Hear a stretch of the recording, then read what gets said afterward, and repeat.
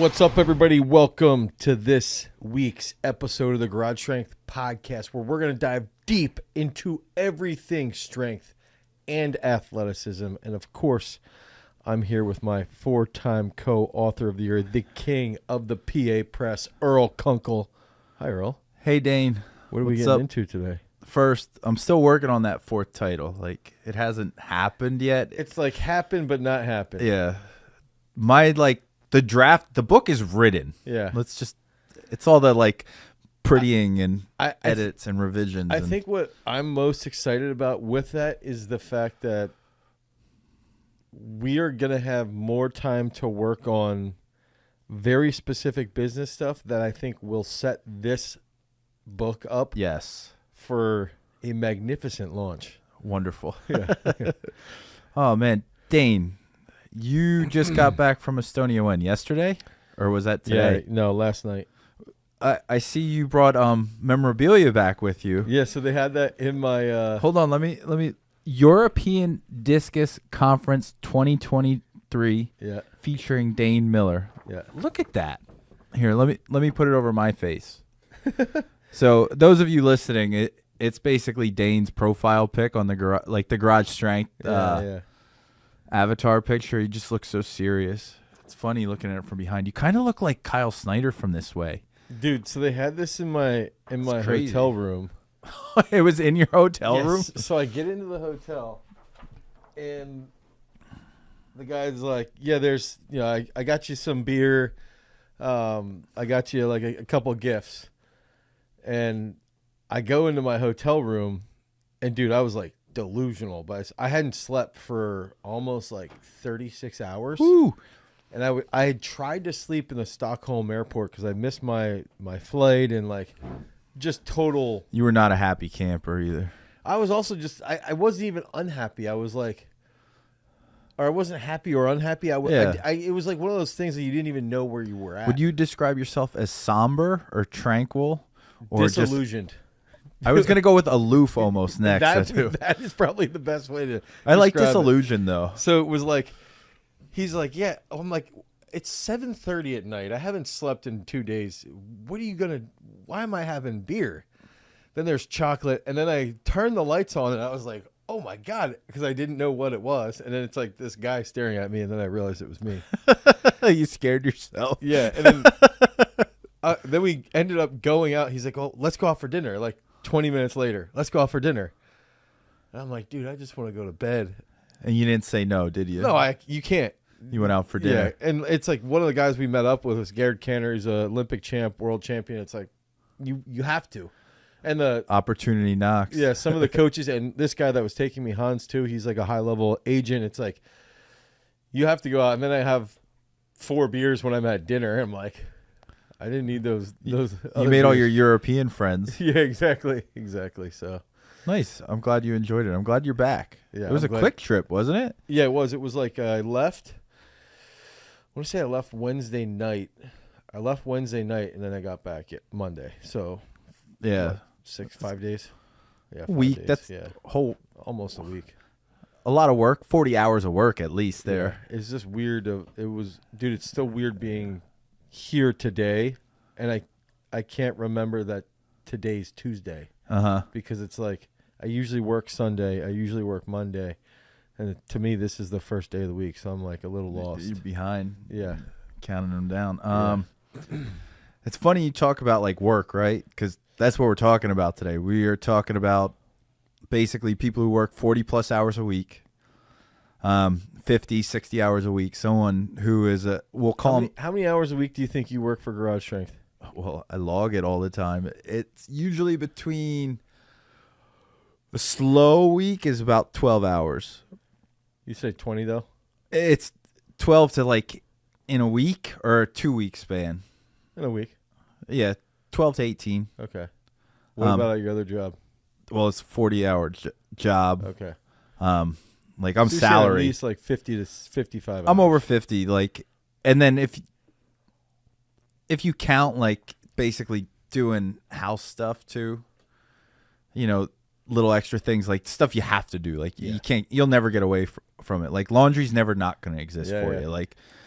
It just doesn't go away. And that's a like tag team one. And like how many kids do you have? I have 3, but one's in college, like, so I don't have to deal with that one at all. So you had her when you were like 13. I wasn't that young, but yes. Yeah. No, she's going to come out being like a scientist type of thing, like work in some medical field, curing cancer type of stuff. Like, so this conversation, I sort of had this today on the live. uh-oh. Somebody was talking about like they can only sleep so much. They're in college or high school. And I felt like an old man being like, you have no idea. Yeah, you don't. But I also was like, you have no idea. Like, you are so clueless. And I remember, I'm just thinking about the person who commented. And I remember when I was in college taking naps like in the middle of the day for like an hour and a half and being like, dude, this is so awesome. I don't ever not want to be doing this. I thought the hardest part of college was how much time you had. Yeah, Like, it's like figuring undirected time, and you had to like be like, all right, I'm here to learn, right? Like, or maybe you're there to play sports or something, depending on what you're doing. And it's like, I have to schedule time to make sure I learn now. And like, I invest in like, I can't just like go to class and show up for the test and be like, oh, I'm good. It's like, no, you have to set aside time for here, like be self-directed. It's a good, as much as like college sometimes looking back is one of the easiest parts of life. Like, you know, and some people may not agree with it. Right now, it may be the hardest part of your life. Yeah. Understandable, because I know at the time it felt real difficult. Yeah. But now, like looking back, like you said, like being 40, it's like, yeah, that was kind of a cakewalk compared to like, oh, you got to wake up at 6 a.m. Oh, you got to be here at like 7:15. Yeah. Oh, you can't leave here till like 3:15. Oh, you have this to do. And now it's time you can finally invest in things like you want to do or are interested in, like maybe lifting multiple times in the week. Like, right. So what we want to dive into is basically being 40-plus hour people who work, probably in the closer neighborhood 50, 60 hours. What's ironic, this was one of the major questions in my last presentation at the conference. How do you work? And they had me put up my schedule up on the screen, and they wanted to see it. People were asking me, and then one of the guys was like, yo, let's put your schedule. What does a day look like up on screen, and people can see what you do in a day? Yeah. I was like, they won't care. And it was like everybody was asking questions. Yeah, because they're so interested in that. Like, how do you do this, and this? Yeah. And it's like, well, time management. Yeah. So the other part of this, besides working, and sometimes bad time management too. Working a lot. And I don't think either of us are wearing, at least I'm not wearing that as like a badge of honor. Yeah. Because I value my time so much. Like, if I could only work 4 hours, I gladly would. Yeah. Would gladly. And direct more energy towards other things. Yeah. Would gladly do it. But on top of that, one of the things I gladly like to do is work out. And you're the same way. Yeah. So we want to talk about working 40-plus hours a week and getting in essentially like Haley level, maybe not at 9 that sessions. level, but training like almost 9 times a week, and how you can pull it off and make it happen. I think we could do that. Yeah. But before we do that, if you guys are listening to us on YouTube, make sure that you subscribe. Make sure you share this podcast with all your friends. And if you're listening on any podcast medium, please give us a good rating. Give us those thumbs up. Rate us well. Share it all over the world so that we can continue to grow this, because it does mean quite a bit. And I think it's helping, because we're starting to get more people to reach out that they want to be a part of the podcast, or they want to be on the podcast, or they want us to be on their podcast. So we do. And by us, we mean Dane. We'll see. Yeah. Oh, well, so Jason asked what we're going to do. Just put it out there. We're going to talk about this, like how you kind of manage your time, sort of how the two of us do it. Yep. But also, too, we're going to go through and we're going to put together like an actual program of how you could do it, what you could do training. We have this whole thing up here that if you watch on YouTube, like if you're listening on something else, you could go to YouTube and actually see the video of how this is done then. But that's coming later. We're not doing that quite yet. But we're going to get into that. It will be a big chunk of this, and it should be fun. Dane. Mm-hmm. What is your earliest workout that you do? Like at what time? And right now, if anyone doesn't know, Dane's running a marathon this weekend, and he's been training his butt off for it. And I was just giving him some, before we started recording, I was giving him crap about he set his goal too low because I know how much of an overachiever he Okay, is. so the earliest I've been up, from when I did my longest run, I was up at 4:30, and I was out the door by 5. Okay. And that's because my wife wasn't at home, and the kids were home, and my mother-in-law was in the house. So I was like, all right, if I can get out and get like 2.5 hours of running in before the kids wake up, that way she's only home for like an hour and a half by herself. But on average, I am usually out the door around 5:30 to 5:45, and that's when I start my Tuesday runs and my Saturday runs. All right. So 2 days of the week, you're up before 6 a.m. running. Mm-hmm. All right. Those are your long runs. How many more runs do you do in addition to that? So I do my standard schedule now this week's a little bit different just because I'm cutting back a little, but Saturday is a very long run. Sunday is a very easy, like as slow as I can run. Monday, I'm trying to think, what do I do on Mondays? Because then I go Monday to, I go all the way through. So Tuesday I go in the morning. Monday I want to say I've actually been running like, Mondays I run back from discus. So that's like a 9.5 to 10 mile run. Because I go back to my house actually. Take off Wednesday.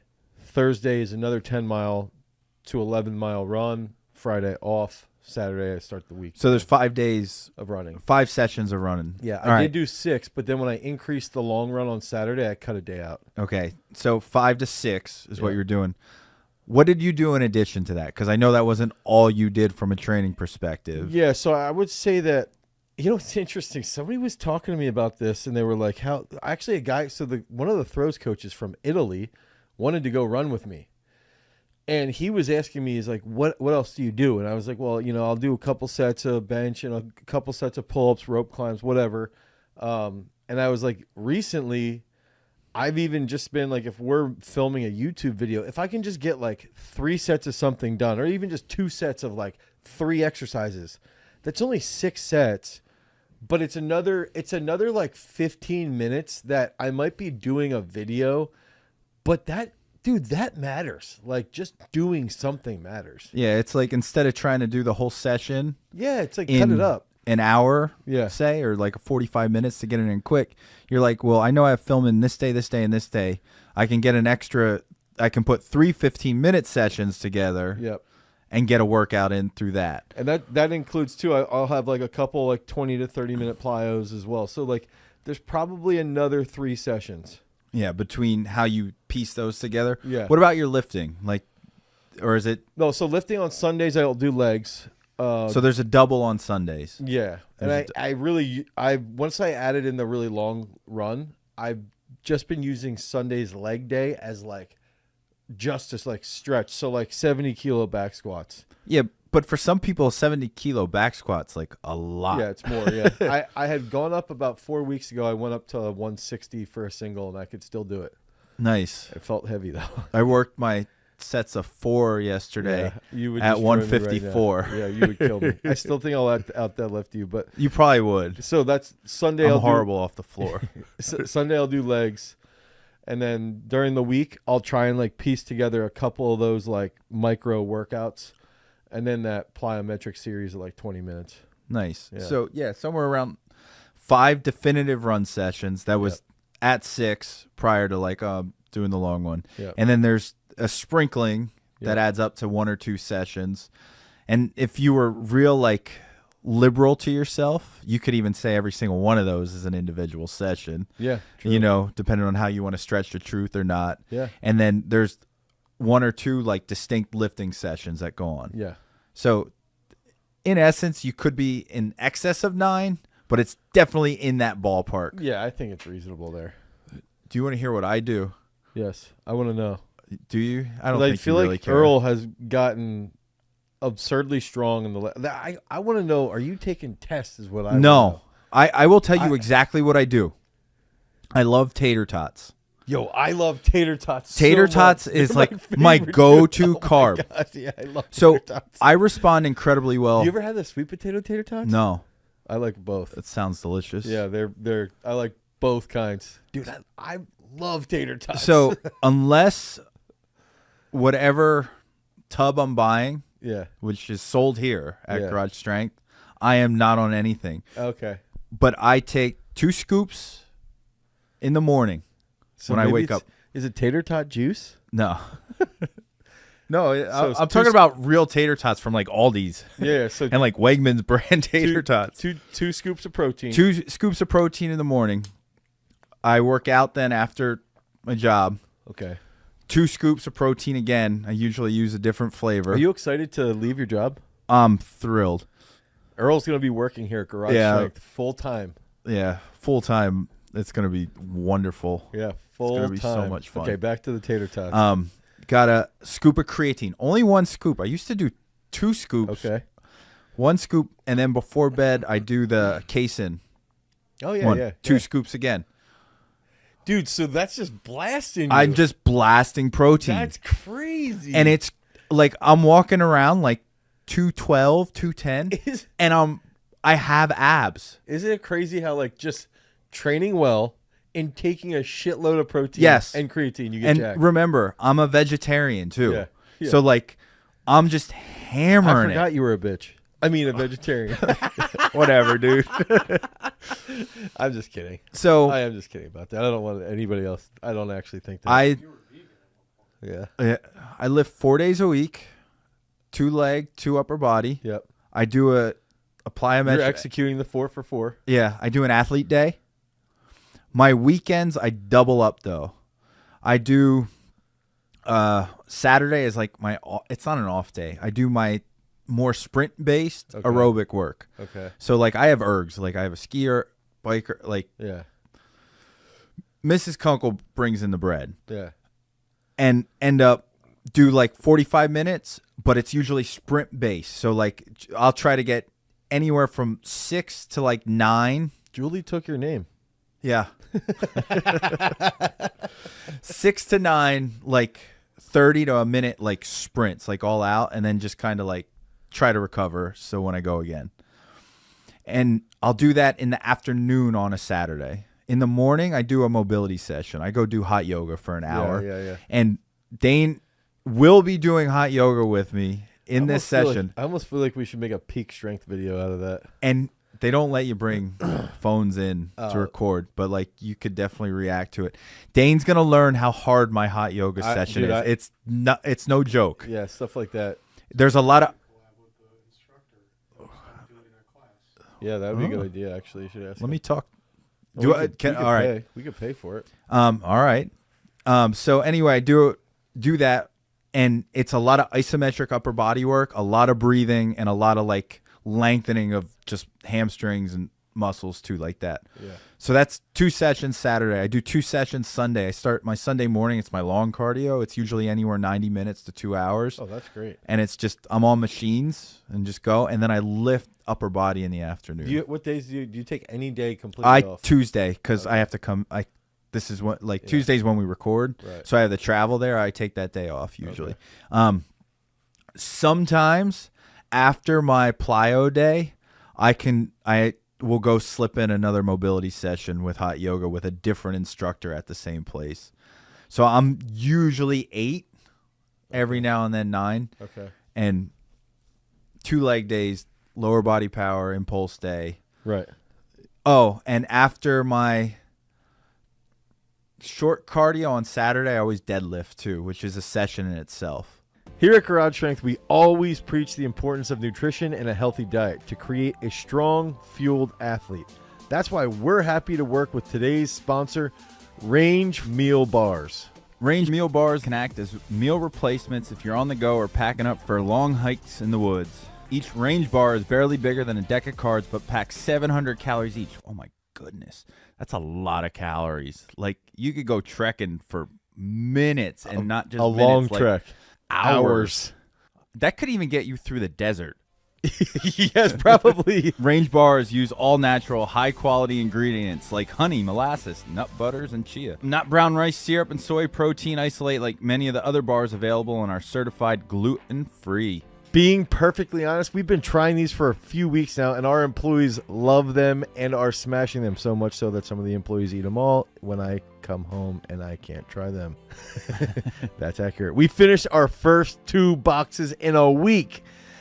I didn't have any of them until the next round came in, and we had to keep them away, hidden in our closet for podcasting. Literally. Range Meal Bars is offering a killer 20% off deal for listeners of the Garage Strength podcast. Just apply the discount code Garage Strength. That's a capital G and a capital S there at checkout. Thanks, Range, for sponsoring our podcast. Now, let's get back to the episode. Woo. The first thing that I'm thinking about is like why people can't do this or why they shouldn't do it. Like, in all reality, people why you should start with 3 days? Yeah, people. So you know what's funny is 4 if you're a go-getter. I was just watching I think it was an Instagram live. Like, sometimes if I see guys, I just pop in and watch what they're talking about. And it was Mike O'Hearn, and he's like this big bodybuilder who claims to be natural, but clearly isn't. But he was actually talking to a guy about like how to make a life change if you're somebody who's always struggled. And it's like, in that case, like if you would say, I'm going to train 9 times a week. Yeah, not happening. You're going to fail, and you're going to stop, and then you're not going to be able to continue moving. So for me, it's like, you can't do 9 sessions a week. You can't train 8 to 9 sessions a week. If you're a normal person with a work week that is over 40 hours a week and you've got kids, you can't do it. Unless your kids train with you. Yeah, your kid trains with you. You have some deal made up with your spouse so that she or he gets time to go do things. Or they train with you too. They can train with you as well. And you take advantage of the little micro workouts. I think that's the big thing that's crazy is like, and this is where the success comes in is like, if I'm somebody who can't do 3 sessions a week, do 3 sessions of 15 minutes. Dude, just go do body weight squats for 15 straight minutes. Yeah, you'll be fried. Yeah, so it's like that. Like literally, just start there and then do it for 4 days a week. Then go for a walk on a 5th day, and then go for a walk with your family on a 6th day. And that's when you can start to realize like exercise doesn't need to just be going into the gym or going to do yoga at another place or whatever. You can get things outside of that. Speaking to that context around the travel, that's one of, I would say, your big benefit you have and a big benefit I have is like over a decade of time, I have accumulated the equipment. Yeah. I don't have any travel involved now with like, other than going to do a yoga session. Like I don't have to go anywhere to do stuff. Like I just literally walk out into my garage or down in my basement and I can do it. Yeah, that's fair. I think like to be fair there, this is a good example. When I got to Estonia, there was no chance I could go out for a run. It was later in the evening. I hadn't slept. I felt terrible. The next morning when I woke up, I was like, dude, I don't know. I think I'm going to wait. Usually I run like first thing in the morning, and I slept a little bit longer, and I had my presentation and stuff, and then what I ended up doing was I went for a run at like 3 in the afternoon. And I was like, if I just go out and run 2 to 3 miles, I'll be good. And it was because of the travel that I was able to like mentally adjust. Mm-hmm. Like, all right, Dane, just run 2 to 3 miles. You don't need to go for an 8-mile run right now. You just need to actually get moving. And if you get moving, that's a win. And then tomorrow you're going to go for a longer run. And then by Sunday before you leave, you're going to go for an even longer run. And that's essentially, I think those are the things that people almost creating momentum. Yeah, and people discount that thought process because it's like it can be really hard. You know, oh yeah. There's times when I wake up at 4:45 and I'm like, dude. Yeah, what am I doing? I would love to just sleep for another 2 hours. But once you get out and do it, then you're like, it's all work. Freaking A, man. Like that was a really nice time. Like even feel good. Yeah, especially early morning, you're out and it's dark and there's nobody on the road and you're just. One of the best things about going to bed early is waking up early and everyone else is still sleeping. Yeah. It's still those like it's like those wee hours. Like Yeah. it's still that time like heading towards midnight. The wee hours are the me hours. Yeah. Yeah. And there's just so much you can do. It has that same vibe. Like it's still dark. It's still, it's wonderful. And then like sun comes up and it's just like Superman, like just Kal-El, just getting all the rays and powering up type of stuff. I like though your point about how you can't just start and do this. Cause like, let's preference, like you've been lifting since you were a teenager. Yeah. Since essentially like, and I'm going to assume there hasn't been a period of time where fitness hasn't been a part of your life. In some capacity, like so the longest I might have gone. Here's a good story for you, actually. When I hitchhiked across Canada, I hadn't lifted for about 2.5 weeks, and I got picked up in Edmonton, and I was couch surfing. This guy was letting me stay at his house. There's a website, I don't even know if it still exists, couch surfing. It was like Facebook for traveling, right? So I stayed at his house, and he was a guy that wanted to go work out. So by this time, it was the longest period in my entire training life that I had gone without training. So it was like 2.5 weeks, and I went in, and I still remember I did 315 for 10 on bench, and this dude was like blown away. He told all of his friends, dude, I was sore for like, I swear I was sore for a week. But that was the longest. Yeah. Sorry, I just had to tell you that. No, that's cool. Yeah. No. Mine was longer than yours. I took like almost, it would have been like a year or two. Okay. And I stopped lifting probably around actually 20 until almost 30. I didn't touch a barbell. Really? I would just go play sports. Okay. Like I played flag football. I played rec basketball. I was active. I just wasn't trying to be a better athlete. I would just go do the sport and be the athlete. Yeah. Like I was 20. I didn't care. I was, had a kid, getting married type of thing halfway through. Like I did want to point out that one of the best parts too for me with being able to do this, before we get into this a little bit deeper, is like with peak strength and using that, I'm using the marathon program. I'm using that to hold myself accountable. I'm getting the push notifications. I see the tonnage building up. And I think that that's something that, inside peak strength, it's like, it's something that you can't discount. You can't like, it's a structure, right? Yeah. And it holds me accountable to go in, fill this out, inform the app what I'm doing. And then it helps me lead into that next day. And I think that is something that I'm really proud of. So you want to hear something silly around apps? So the job I'm leaving, one of the things they were doing was around like reading. Okay. And I'm someone who, like, I read constantly. Like I have 3 books going on at a time. You're so smart. I'm not smart. I just like to read. Reading makes you smart, so that makes you smart. It doesn't mean you're smart. Yeah. So they started this like reading challenge and you could log things. And I was like, oh, so I logged it the one time. I was instantly hooked. Yeah. I had to log every time I was reading, every book I was reading, like for how long. Yeah. I was like, oh, you can, and it accumulates your minutes. I was like, oh my goodness, like your books. And then when I turned in my like letter of resignation, I was like, you know what? I have to cut this now.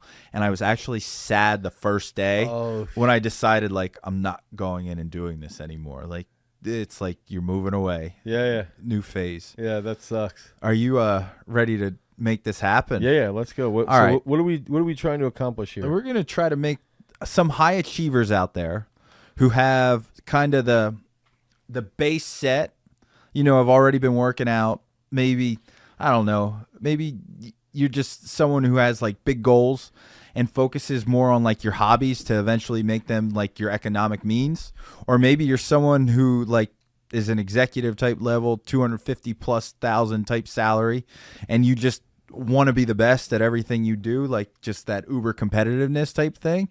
And it's like when you're at your golf league or whatever, you're like, you want to brag how you can work out more and do more than, whoever your buddy is next to you. So let's try to put this together. Hold on. Where's the mouse at? I'm over here. It's over there. Did I get on that? Yeah. There it is. I'm good now. All right. So we're going to build this program. Yeah. And essentially what we're going to do is just trying to think if we have, it's weird looking at this template. So this is like our old template. So we would put the exercise in yellow. And so let's say this is lower body power day. Okay, so let's start off with let's say you get 3 options. You can do a power snatch, a dumbbell snatch, or a trap bar jump. All right. Easy. Trap bar jump. Everybody on the planet can do that. And if they can't do a trap bar jump, you can just jump in place. Do we care about reps and sets? Let's say they do 4 sets of 5, and they only get 45 seconds rest. So you're going to do it with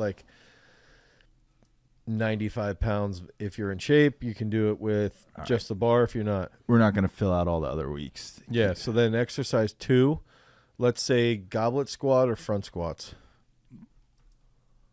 Yep. And let's say reps and sets, they do 3 sets of 7 because we want their heart rate to get up. This is for general health. And then what I want to do, what I was thinking, I wanted to see what your thoughts are if you go on to exercise 3A and 3B, so the gold one.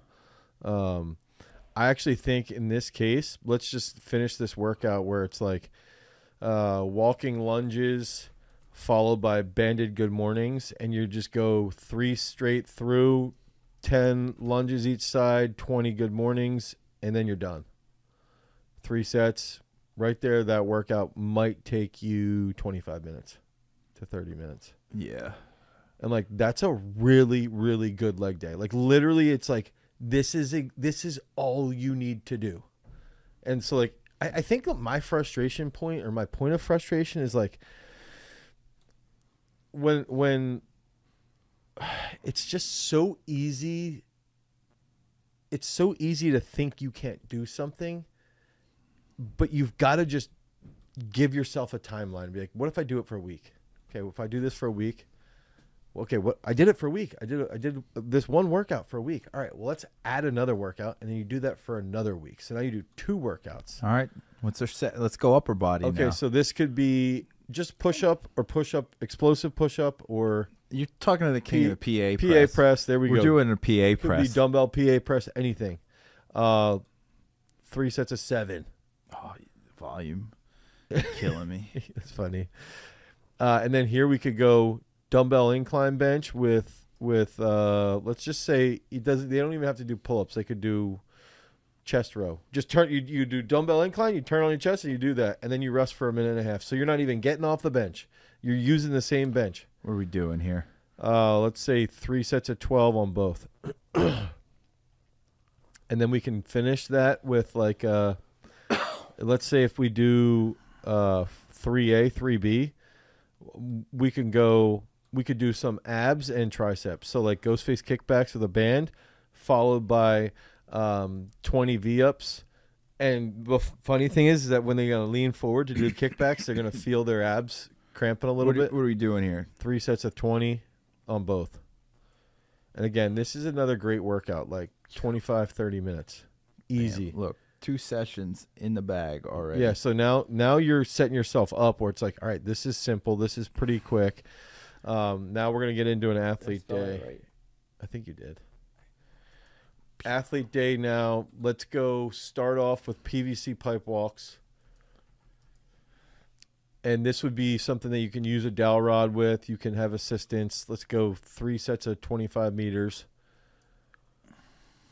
And then we can get into, let's just do jump ropes and box jumps. Or jump rope.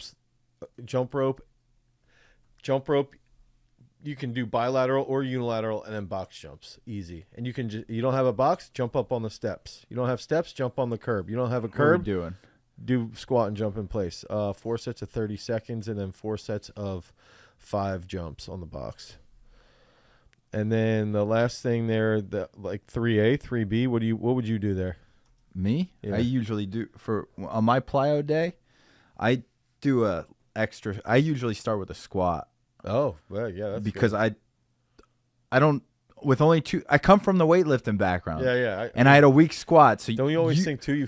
You'd have me squat. Yeah. All the time. So when I only squatting twice a week, I feel like I'm not doing enough. Okay. So I've been doing cluster front squat sets. Oh, that's great. To just get ramped up real quick. Yeah. And I own hurdles, so I do hurdle hops and stuff. Okay, so here though, I like doing a jump series by this point. Okay, so here the person. Okay, so let's just say it's a real normal person. Yes, sorry. Tough jumps. I come deep from the garage strength system for years, So, and I'm so well trusted. He talks to me on a podcast about it. I like tuck jumps, but they're also challenging. So if you can't do a tuck jump, you could do a little squat and a bound, something simple. Let's just put them together. Okay, I was gonna say jump step ups. I love stair jumps or no, like jump step ups. Like okay, I know what you're talking about. You know, you can go again 4 sets of 4 and 4 sets of 6 each leg, and then 4 by 6. So one of the things I find that's so interesting. So have hurdles, and there's a few people who come like work out with me. They love this day. And when we jump over the hurdles, one of the first things I notice is how they land, what it sounds like. But then I also notice what they do with their feet. Oh, if they go out or spread. Yeah, out, spread, or if they actually tuck up. Yeah. And when people don't tuck up, I'm like, what are you like? And I'm like, how unprepared they are to land. Yeah, I'm like, what is going on there? I was like, use your abs, tuck. And you talking through this, it's like the solution's so simple. Tuck jump, start them to. Is like really the first one before it. Yeah, I think that's like that's a really interesting point there. It's like a specific, I guess, RX of so I go bilateral, unilateral. Jump series where I combine the two. Okay. And I end with reflexive movements. Yeah, so they could do now I wouldn't do this. I think let's put that on impulse day then. You want to go to impulse day? Yeah, because I want to keep this where somebody is capable of like they can walk in the gym 20 to 30 minutes and and just get it done. To Mon's silly point, it's leg day here. Yeah. Yeah. I did want to point out on the jumps. Something that and we have this coming up in that get leg strength without squatting video. Yeah. Jumps and hurdle hops, it's like they're excuse me. I got sneezed 9 times. Let it out, Dane. Let it out. They're one of those things. Excuse me. Bless you. That Godzilla. Yeah. That like, if you're doing hurdle hops or jumping, like you immediately get stronger. Oh, like you start moving twitchier. So it's like you don't even have to lift as much now. So if you are somebody who struggles with some of the lifts, just start doing jump rope. Just start doing easy jump step ups on a curb, and all of a sudden you're going to get twitchier. So wonderful. I had a proud dad moment last week. What'd you do? I didn't do anything. Reese cleared a 24-inch hurdle. Oh, that's not good. Once but twice. Like boom, boom. I was like, oh my goodness, that's good. And then I made him try the 27, and he died. Went right into it. He talked himself out of it. Yeah. Whatever. Okay. All right. Impulse. Let's go. Want to start with a dumbbell? Dumbbell snatch. Yeah. Do we want to throw in a hip lock, make it real fancy, or is that too much to ask?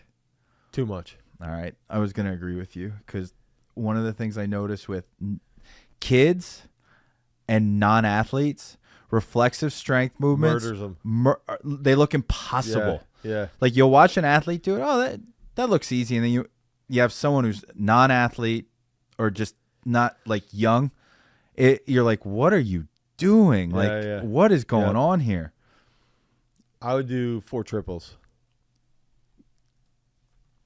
3 and 3. And then let's go here. Oh, they have to do single leg squats. Yeah, single leg squats. Because they have to get a single leg roller from garagestrength.com. Exactly. And it's all the booty gains too. Somebody came in and she had broken her heel bone, so she lost like all I'm going insane here. 7 triples, but they have to go 3, 3, 3, 3, 3, 3 back and forth. Yeah. Remember, this is somebody who's just like trying to, I love this. Dude, she was like, I need something to strengthen my legs. I can't full squat. She gets on the single leg squats and does 2 sets of 5, dude, and her leg was shaking. And like, she's in decent shape. It's like, holy crap. People don't realize, like, and I was telling her, I'm like, you can buy one of these. You don't even have to come in.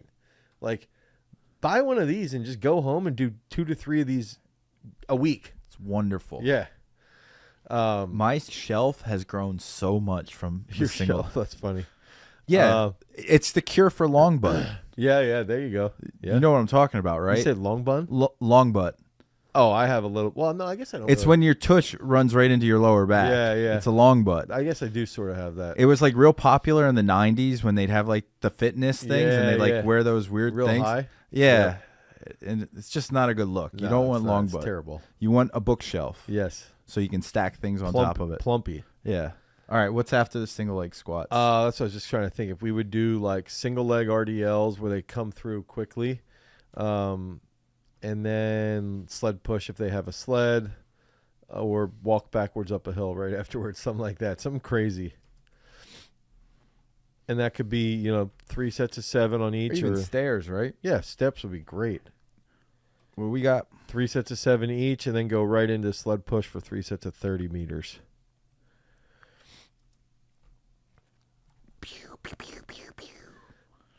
Touchdown. Yeah, and then here I would just go. Let's go all in on, hyper. Yeah, so let's do push-ups of like explosive push-ups or normal push-ups. 4 sets of 5. Then we'll go dumbbell flat bench, and we'll do that with seated row. And we're going to try and get a dumb pump here, like as stupid as possible. So like 4 sets of 17 on both with about a minute rest. And then we're going to do, let's go Miracle Grows and Homers, my favorite pairing of all time. Another, 3 sets of 12, 3 sets of 12 on each end walking, and you're going to get a really good pump. And then what I was going to say here. What was the Homers reps and sets? 3 times? 12 on each end. 12 walk. Well, walk first, right? Walk, curl. And it's interesting here is like what I would do is I would do probably a run or endurance work. All right. So we got 5 days here. Yep. Let's use sort of the space in between. Yep. To like think about this. So day 1, say this is a Sunday. Or do you want to put it on like a Monday? So I would go for a walk for 30 minutes on day 1. All right. I'm just going to put it here. And then day 2, I'd probably ride the assault bike, or you could even just go on the sauna. Let's say 20 minutes. Sauna or assault bike. And easy, nothing crazy. Yeah, like don't get 247 cows in like exactly 12 minutes. Like you. Now, athlete day, okay, I would go, at this point, that's where I would we're at 7 now, too, so... Okay, so maybe... I think I would go for a long run here. Okay. And then probably either move So I have a question for you about that. One of my, and this is just Earl related... One of my hang-ups sometimes with my athlete day, like doing a cardio piece then, like I feel I have the energy, but I feel like it would counteract your jumps. What stimulus I'm going for okay. from it. I think you're right. I think you're right to a point. Yeah. I think it would be... If I didn't have... If I didn't physically have to go in a place and work, I think I could pull it off. I would do a long run in the morning and then try and do that athlete day in the afternoon. Okay. And you'd be fine. And then after the hypertrophy day...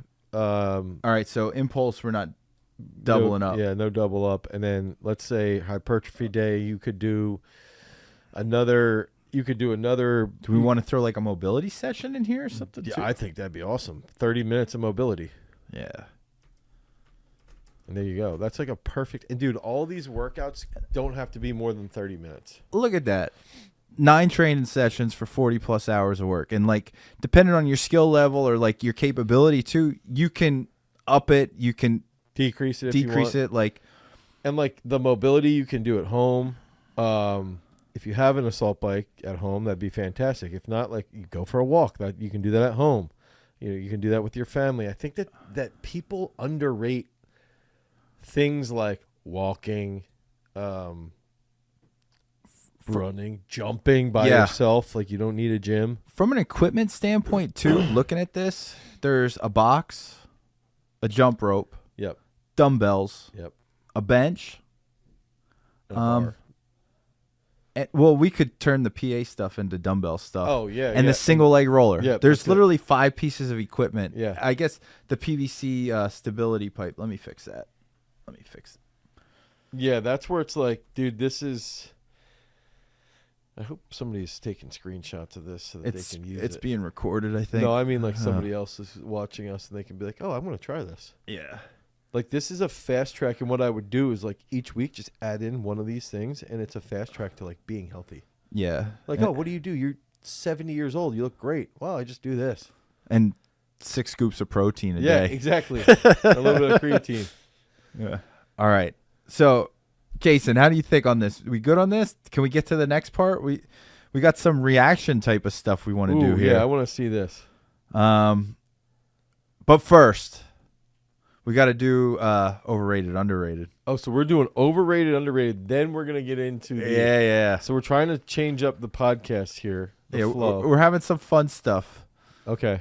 All right. This is basically an audience question. Is the react video? Yeah, the react one is an audience one. So we'll get in. We're kind of doubling up. And that's going to be the freak of the week section. Yeah, the freak of the week. You're going to like this. But first, overrated, underrated, and our either or. And don't forget, when you're doing 9 sessions, you may need 700 calories in a go. Range meal bars, where it's at. Molasses, ginger, and sea salt. Gluten-free and vegan, too, ya bitch. I was trying to say that I eat all of them. Meanwhile, he has all these on his desk. Yeah. Yeah. Jason's like slimming out. If anyone on staff's eating all of them, it's Yvonne. You think Jason's slimming out? He's not like getting thick or No, like he's not.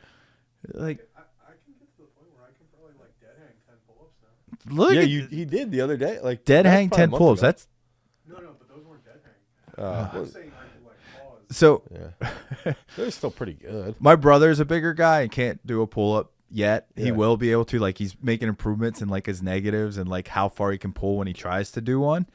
And one of the other guys who works with us is like literally 100 pounds lighter than him and like talks crap. Yeah. And my brother just says to him, well, put the 90-pound kettlebell on Yeah, and see do if he one. can do it. And he can't. So Yeah. he's like, all right, until you can do that, you can't say anything to me.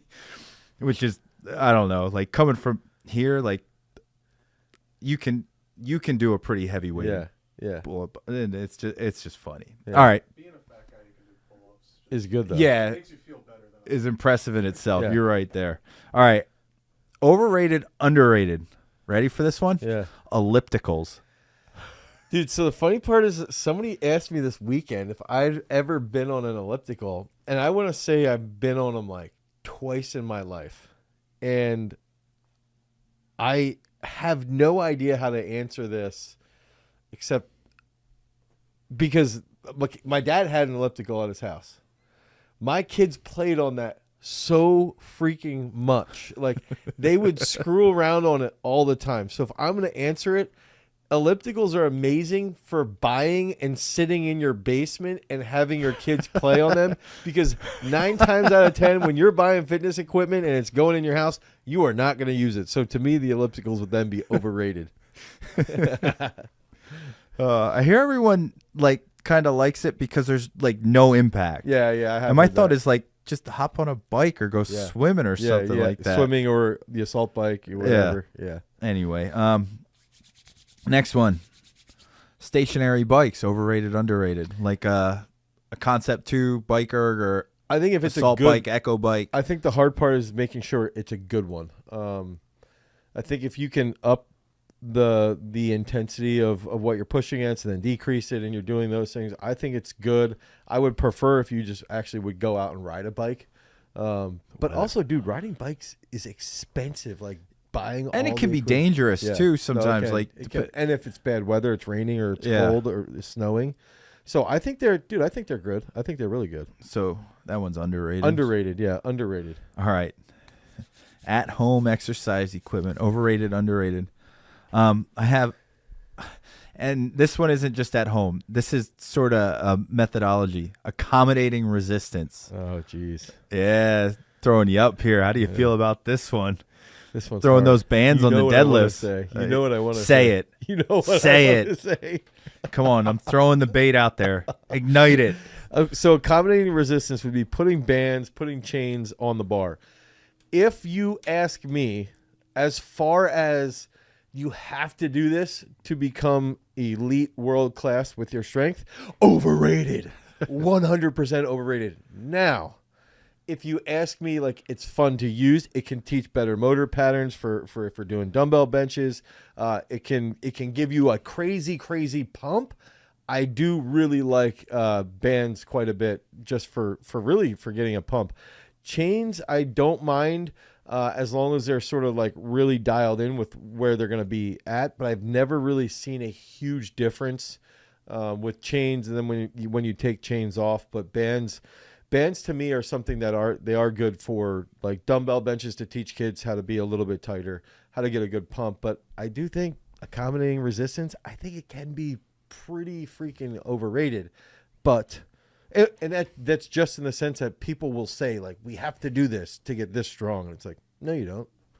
You don't have to do it. Mark Henry was a weightlifter and could squat more than a lot of freaking people out there, and he never touched that. And I know I'm using a one-off example, but that's all you need. Yeah. One example. Yeah, one example to trump the entire, It's an exemplar. Yeah. Dunk at 400 pounds. Yeah, insane stuff.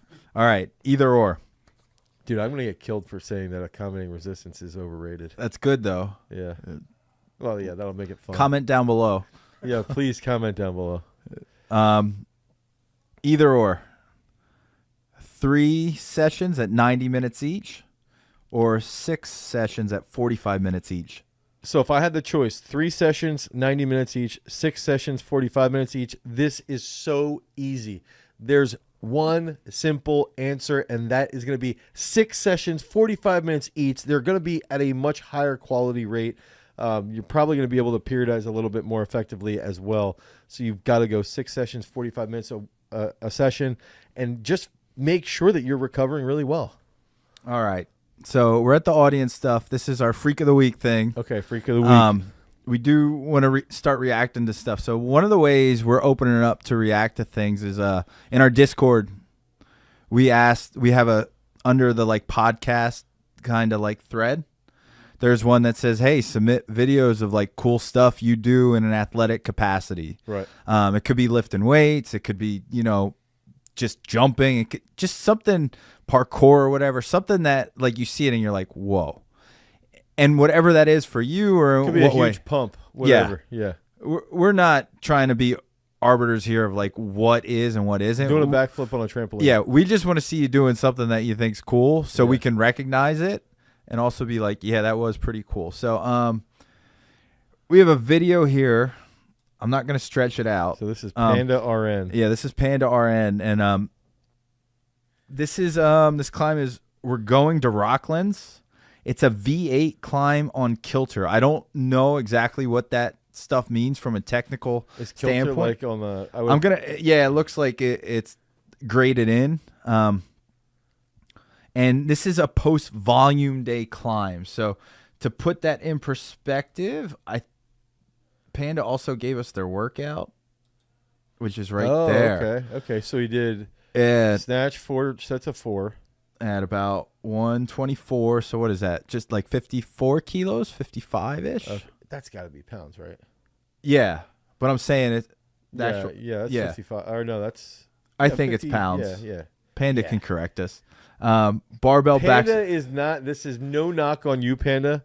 If you're doing 210 for a set of 6 back squat, you need to stop bouldering right now and start weightlifting. Like that would be a huge back squat. Yeah.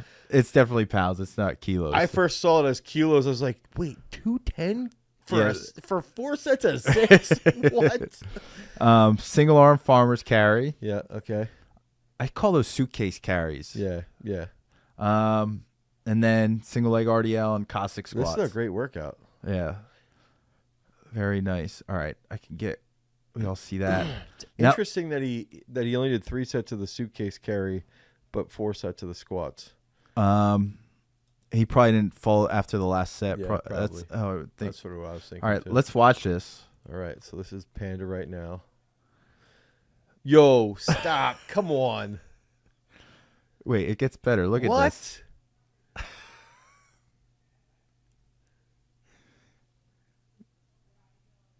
Watch. Yup. Oh, that's pretty cool. Yeah. And it's neat how it like lights up. What's he doing? He's rock climbing. Oh yeah, I forgot. We're watching this video and Yeah. this is an oral listening type of thing. Jason's So- like, hey. So when he does these jumps, so I can't see it. so this is the freak of the week. So when he's doing these, so Panda right now. You want to is- do a play-by-play real quick? Yeah, again? let's do this. So right now he's got like a left hand up, big crossover jump. Look at that. That looks like a Cossack squat there. Yeah, and then he's going for a high. Look at yeah, that. that's like a Cossack. It's funny because he has Cossack squat in there. Yeah, it's like Hatfield Cossack. Yeah, now he's Dude, going for a big dude's jump. arms are ripped too. You Oh. could see his delts coming through the shirt. And then here he gets a big explosive pull up while pressing and extending.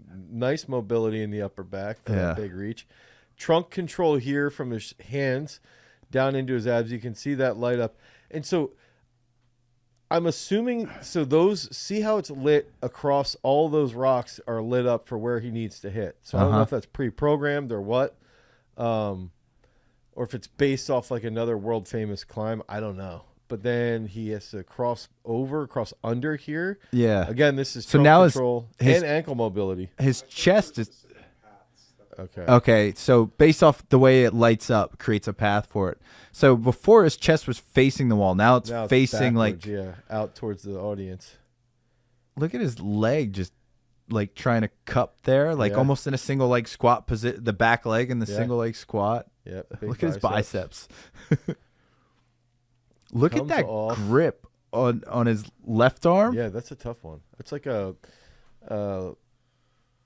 in wrestling, if it would be like a rattlesnake almost, where you would get a front headlock, and if you do this, a cobra, Yeah. they called it a cobra. Cobra Kai. Yeah, Now this is insane then too. Holding on with that mobility through the wrist. so this is where he does like a little stretch shortening. So he lengthens here. Is Yeah. that what- Okay, yeah. Look at his trunk as his legs are like maneuvering to like keep himself in balance too. Right. That's good. So he grabs there, stabilizes, gets reset here. Okay, regroups.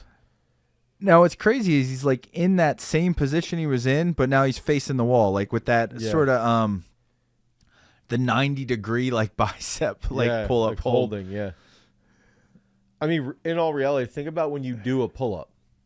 That's like he's like just past. So like if you're just below that, if you get just past like right at this, it's Yeah. like that's where you're essentially like in the strength curve of where you're strongest. So I'm assuming these guys like Panda here is like the master of like knowing the angle of where he's the strongest. Look how high he has to get that foot up there too. It's like by his armpit. Yeah, the mobility needed here is impressive. Oh, I'm going the wrong way. Up, boom. Yeah. His knee's like touching his elbow Yep. now. Good ankle mobility there. Dorsiflexion, and then he just pops up. Yeah, this is sick. And it's interesting here too. There, a little bit of load, boom. And has to grab and reach. Yeah, that's pretty cool. Super elongated there. He's only hanging with one arm now too. Yep. There you go. So Panda right now is our freak of the week, the first ever freak of the week on the Garage Strength podcast. And if all you guys have to do is submit these in our Discord channel, we're gonna pick one or two of them each and every time. Yeah. And go over and break it down and try and just applaud you for being an absolute freak. All right. They don't have to be as crazy as that, though. Yeah, just anything. Yeah. Could just be getting a big pump, and we could talk about how swole you are. Yeah, look at the veins on your forearms or something Yeah. like that. Yeah. Bicep. Or just your effort too. Or even like you hit a big lift, like what's his name, Wade, posted the pause. Like people will post their lifts, and he was like 3 weeks in a row, like every time a ramp, it was like 5 pounds, 10 pounds heavier, pause below the knee snatched, and like him just like slamming the barbell Oh, too. nice. Yeah, it was stuff Dude, like that. He's Is the one cool. that did the assault bike at Yeah. like 115 calories in 5 minutes. Which is insane, dude, that's wild. Like what? I'm a bitch. You do have to toughen up with that Dude, stuff. that's hard. All right, we do have one audience question here, then two from the Discord. Jesus is American. What a great. This is about to get deep. Oh boy. My question is, if life is about the little things and moments like going to the park with family, why should we strive for success and spend our time grinding? When I'm an old man, I won't remember day 1, week 5 of exposure phase. I do love the gym, and it's a big distressor for me while I'm trying to reach my goals, but I'm always wondering there's no real way to know if I'm pursuing what's best or if it's just what I think. Wow. If it's not the insignificant moments, what is the point of life? I think there's huge value to the mundane, like huge. And I think that one error that I'm assuming it's a he, but it could be a she. Jesus is American. Like one huge error is that the mundane actions then make like those special moments that much better. But also, the other big factor here is the habits and the continuous work, that can build towards some type of, health or goal setting or just doing some type of consistent work that you can then transfer elsewhere. Give you more time too. Like if you're good in your head too, it makes your time then when you're with people better and more enjoyable. Right. And I think too, it's like, it comes back to like, if you're not like passionate about it, don't do it. Like, dude, go do something else. Yeah, that you are passionate about. Go ride a bike or play guitar or skateboard or whatever. It doesn't Banjo. matter. Yeah, banjo. Yeah, for sure. But if it's something like I'm watching Panda and then I'm watching what his workout was because he shared it, it's like he's got to be passionate about bouldering. He's clearly recognizing that lifting's helping him boulder, and probably I would assume he values that achievement here and then on that wall, and then when he goes out into the wild to boulder, it makes it that much more gratifying for him to achieve those things. So I think it's like there's like different levels of happiness. Yeah. So, and also if you're around your family all the time, it's overbearing, and like you're gonna be like, go away, go do something else. We're not going for another walk in the park. Yeah. At least my kids would be that way. When I read this, a lyric came to mind. Daniel Johnston has this one lyric: "Do yourself a favor, become your own savior," and it can be used in multiple contexts. When it's said about like how do you know what like is purposeful or not? Yeah. Like my thought goes to that. Like you define your own purpose. Yep. Like you have to say what lights your fire, and once you can figure that out, like it can happen at any age. It makes sort of the existential grind of life that much more bearable. I think that's like that. What's interesting to relate to what you just stated is it's like that's exactly right. It's like finding finding something that you're passionate about, and oftentimes lifting or physical activity or running, whatever it might be, can sort of like put you in the mindset to then find and think and achieve that passion. And it's not even related to the bench press set that you're doing or the pull-ups that you're doing. It's sort of like going back and forth. It's like cutting the grass. I feel like when I'm done cutting the grass, I could solve all of my life problems. And it's not because I like cutting the grass. It's because I had time to myself to think through things and to do that. And it's like, I don't know. That's sort of what I would say to Jesus.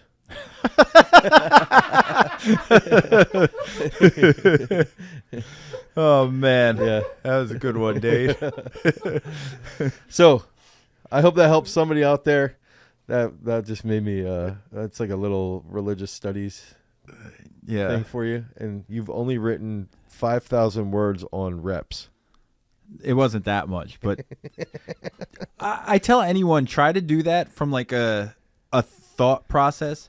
How detailed can you be just about reps, sets, and rest periods? And how many words can you get talking about those three things? Well, the main problem there is that most people don't understand like what's 500 words or what's 1,000 words like that. Let me think. 500 words I think it's either 330 or 500 words is about a page. I feel like this was like 5 pages almost of stuff. Yeah. But yeah. So that's like the first. I mean, nobody's going to do that. You never know. What was your favorite thing about what's your favorite thought behind reps? Behind reps? Yeah. I was excited to use arithmetic to, well, I guess that was sets. Reps was like how you use reps to train endurance, power endurance, or endurance in general. So like, or create local muscle fatigue. So like I can use a 20 rep max to train a certain type of endurance and like output. I could use a cluster set to hit the same volume, but train a different type of endurance output. Yeah. And then I could do on the minute to hit the same thing and train something else again. Even crazier. So like on the minute, I would think like a running back, taking a snap, doing a play, or a lineman, probably who's more an every down athlete. Yeah. Where with a cluster set, I think more of a wrestler getting in scrambles. Yeah.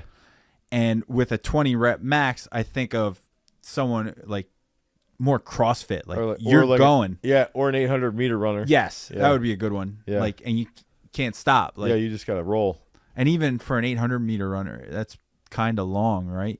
A 2-minute 20 reps pretty fast. Yeah. I mean, I was even thinking if they're doing like a single leg with like 50K on each side, maybe it would be tolerable. But that would be. So that was fun. And then with sets, it was how can you manipulate numbers? So I used like the number 25. How many different ways can you get to 25? In those sets. The one we were talking about was like, what did I say?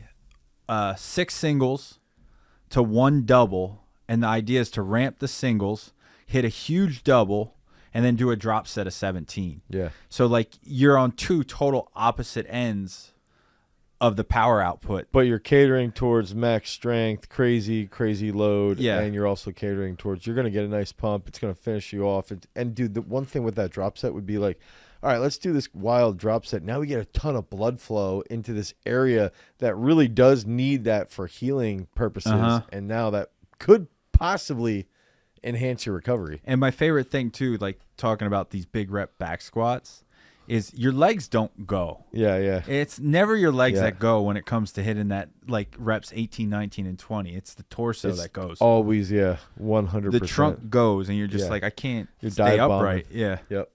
Absolutely. So yeah, that was fun. I guess it's just entertaining to think about something like that and how can you, I don't want to say complicate it, but think about it in a way that it has a specific purpose and what its intention is to the sport, not necessarily towards lifting the weights. Yeah.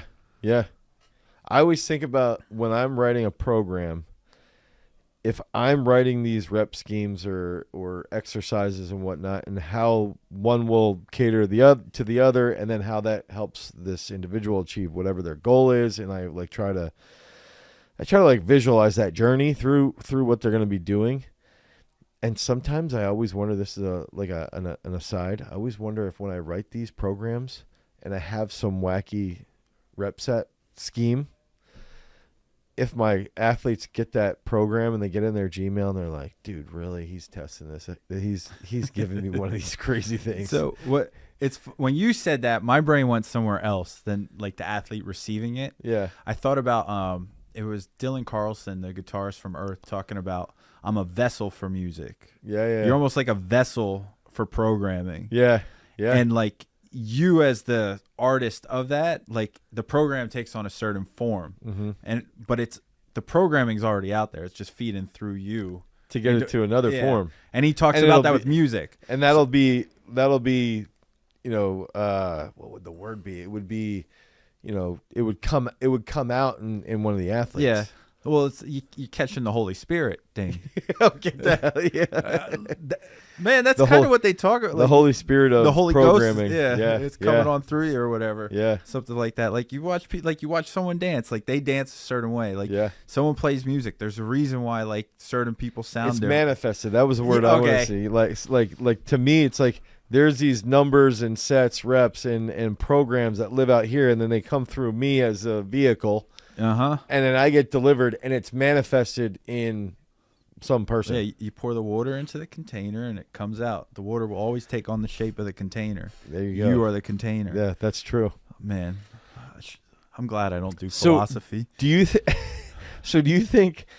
think all of the athletes here at Garage Strength, do you think that they have such large upper bodies because they're taking on a similar container as the individual who programs for them. So the reason why the athletes here at Garage Strength have such big shoulders and triceps. You don't have big shoulders. Is because of the size of my shoulders and triceps and pecs. Do you think that? I think it does. Is that play why a role. Eric was able to almost jerk 241? Yeah, but Eric's not like his upper body doesn't look like jacked. He's thick. Yeah, he's just thick. Yeah, his legs though. And I don't mean that in a bad way. Like, No, he's yeah. strong, but like you look at his lower half and you're like, whoa, like he's got power. yeah. Yeah. Whereas where Sam, you look at his upper body, you're like, whoa, like he's how strong. is this dude so big? You get what I'm saying with Yeah. that. Yeah. So we're going to talk about Upper Body Power Day, which is like Okay. day 2 in the parabolic periodization for sports performance type of, Layout. how it goes. Also, too, like, subscribe to, and ring that notification bell on the YouTube channel. Go ahead and give us 5-star ratings because Dane hates 1-star ratings. I don't know if you all heard about this, but he goes home and cries. He will literally get a washcloth and get it wet from his tears. And then his children will come in, Dad, why are you crying? And he's like, don't bother me right now. I just got a 1-star review. Yeah. If only that was not true. He was so devastated. Also, yeah. I have another thing. I'll say this story for some other time. Your T-shirt has inspired me, but I'm not saying it yet. All right, upper body training day. What's the technical coordination movement that starts this is it off? probably my favorite day to program. So for. day 2 is your favorite? Yeah. Actually, dude, this is a good example. So this morning, I do the programming for South Dakota State's wrestling program, okay? They just lost by 2 points to Minnesota, 1 point to freaking Nebraska. They should be winning these matches like really, really tight. These would be big wins for them. But so they're going home. They're going to be out of the wrestling room for 12 days, Christmas break. So their coach is like, Dane, we need like 3 days of lifting, but something that they could do at least twice. But they're not going to be in the room. They're going to be in their high school wrestling room, so they're not going to be going crazy, crazy hard, but try and push them quite a bit.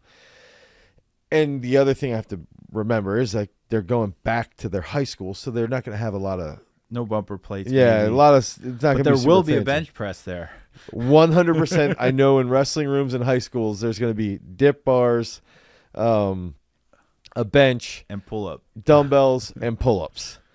So in this case, for me, I could get really, really creative as far as like, all right, this is where I sort of feel like I'm going to bring up a thing from Jack White where he talks about, and I know you're more of like the underground guy, but I do value someone like Jack White and his creativeness.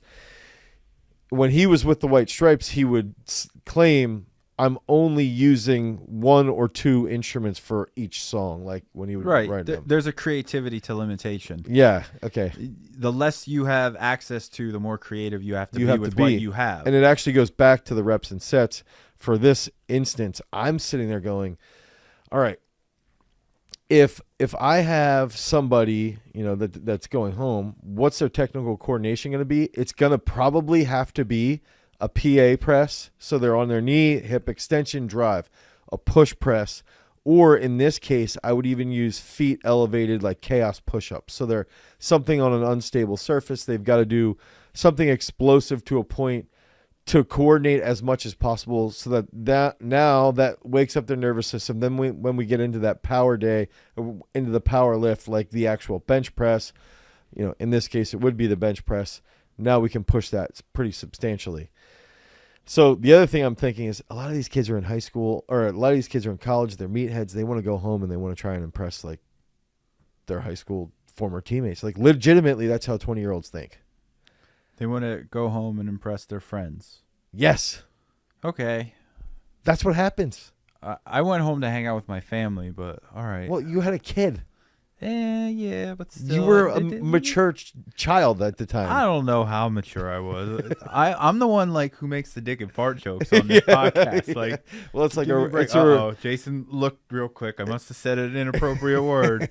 It's like a reverse. It's a reverse cycle for you. Yeah. Wait until you see me at 50. It's gonna be bad. It's gonna be real bad. Hey, dude. Yeah. What's up? So. So what I like doing then is going, all right, 4 or 5 sets, PA dumbbell press, PA dumbbell press. All right, now we're getting into bench. And then I like to use some crazy rep schemes to just shock them to hit something really, really heavy, 2 or 3 drop sets, and then all crazy accessory work on You dips. love your 9 reps Yes, I for love bench that. press Yes. drop sets, right? Yes, That's yes, like, yes, all the time, literally all the time, 7 or 9. I remember showing you a sets. program you had asked me to make that I did, and the first thing you did was just change everything with the upper body with the bench press.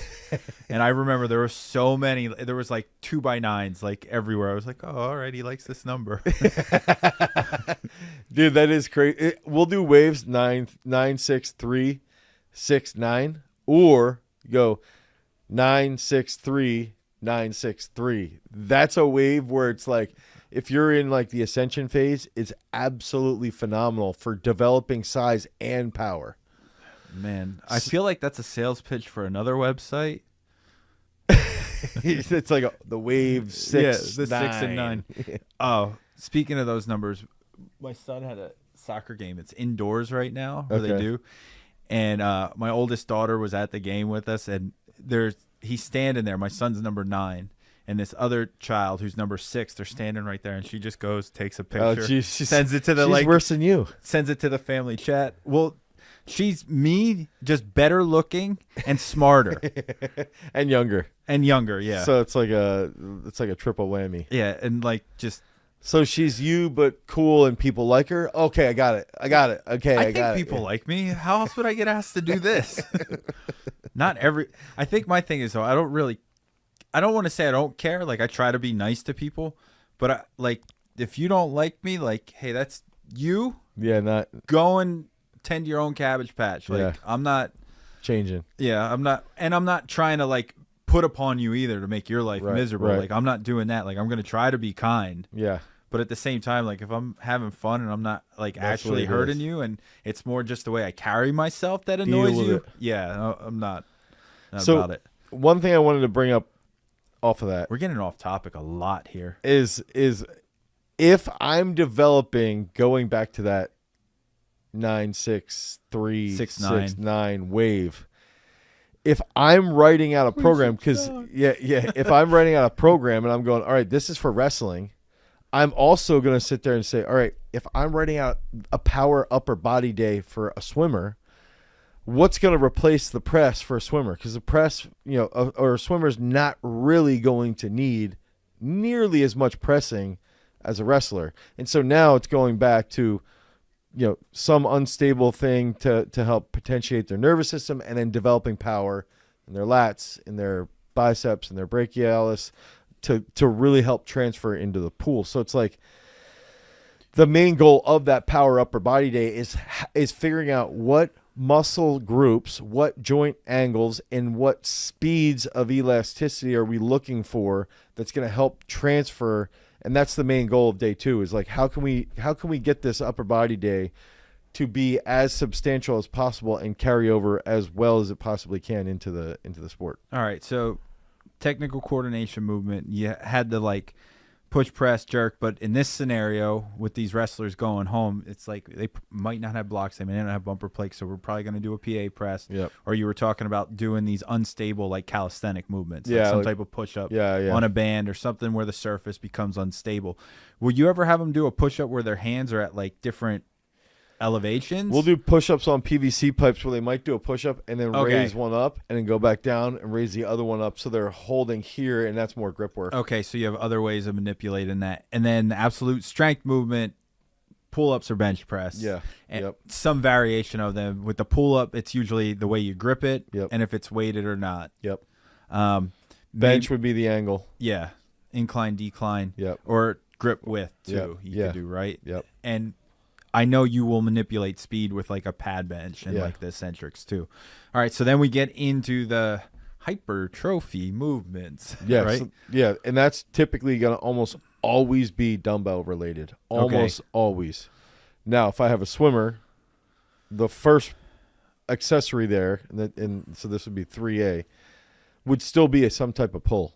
So you're going more back or buys and back? Back, yeah. Okay. So it might be like a one-arm lat pull. It might be a rope climb. It might be a reclining row. But then also they're going to do some type of dumbbell press, even a swimmer would. So for a wrestler, we might do more of like a dumbbell pause incline bench. And you try and give them a cue to be as explosive as possible. And then you're supersetting that with, like a seated rope climb or a sled pull with a rope or anything along those lines. Off topic, but we're going into accessory movements. Do you ever do contralateral type of reflexive movements with wrestlers? So I'm thinking like an ankle pick where you're kind of like pushing with your leg and pulling with your arm. We have one. So I wouldn't call this reflexive. We have a lift where we have a band attached to the rig and we dumbbell bench and pull at the same time. So you're here, pull down with the left hand, press with the right, and we would switch that. But doing a reflexive movement, almost I'd have to think about that. That's a good one. You're welcome. That's twice tonight now. A good ankle pick. First time in this one. A good reflexive ankle pick movement would be oh my goodness. Really good. Your brain is the synapses are it's firing like that Euro now. Step. Yeah, it'd be something like that. You were welcome too. I don't know how well that does with content, but for training, it's good. Yeah, I think I could come up with that, and I think you definitely can. I encourage you. I believe in you. Do you really? Yeah, I was talking about catching the Holy Spirit already in this episode. Man, I think sometimes when I'm on the podcast, I catch the Holy Ghost. Why do you think you laugh so much? Get the hell out of here. Look at him. He's turning red. Jason's falling asleep. No, I'm actually thinking of an exercise like that would be. Oh. Thinking of like a shot with I think it would have a band. A band and probably a hydro weight. Band and a hydro weight? Yeah. Is there a way you can do like a... Yeah, we could talk about this all day. Let's not do that right I'll now. try and figure it out tomorrow. Yeah, some type of squat. Well, the other thing is like you're pulling on their head as you try to pick the ankle. So it's like you almost like I gotta work through that. Yeah, you're welcome. Because I think that would be a great. Sorry, Caitlin. Yeah, that would be something great though for application. Yeah. 2 different bands, one at different heights. Yeah, everyone's on having different fun angles. With this. Let's just throw that out there right now. This is a very creative environment. I think that's the whole thing. Is for that a bunch of lunkheads, it's a very creative environment. Yeah, and it's like when you're even creating a program, it's funny because it's like it goes back to you don't have to be crazy creative and you can just stick to the basics. Dude, I was talking with Rudy Winkler about this today. He's a 2-time Olympian, American record holder in the hammer. And he's like, it basically comes back to you got to throw a lot, you got to lift a lot, you got to do mobility, you got to do mental training, you got to eat well, and you got to sleep well. It's simple. Just do those things. But at the same time, if you do those things and then you can throw in some creative work, now that makes that work more effective. The novelty helps. The novelty helps in various ways, and I think that's where the interesting part comes, is that grunt work, the mundane work, pays off always. Yeah, and which is always present in parabolic periodization. 100%. It doesn't go away. Yeah. The stuff we're talking about now may sound more exciting, but it's literally like 10 minutes of your workout at the end. And it adds good spice that helps the carryover of the mundane work. Yeah.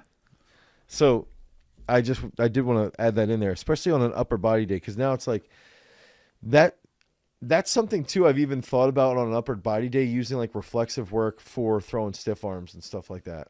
I think there's one exercise that I had come up with Jason where we were doing a side jump and then hitting with the power elastic, and that I thought was a pretty good plyometric for stiff arms. But I think the overarching lesson here on the power day on day 2 is that upper body power day is that a lot of people write off upper body training and they act like there's very minimal carryover. And it's like, if you do everything right, it can be as pivotal to performance as power day as day 1 for legs.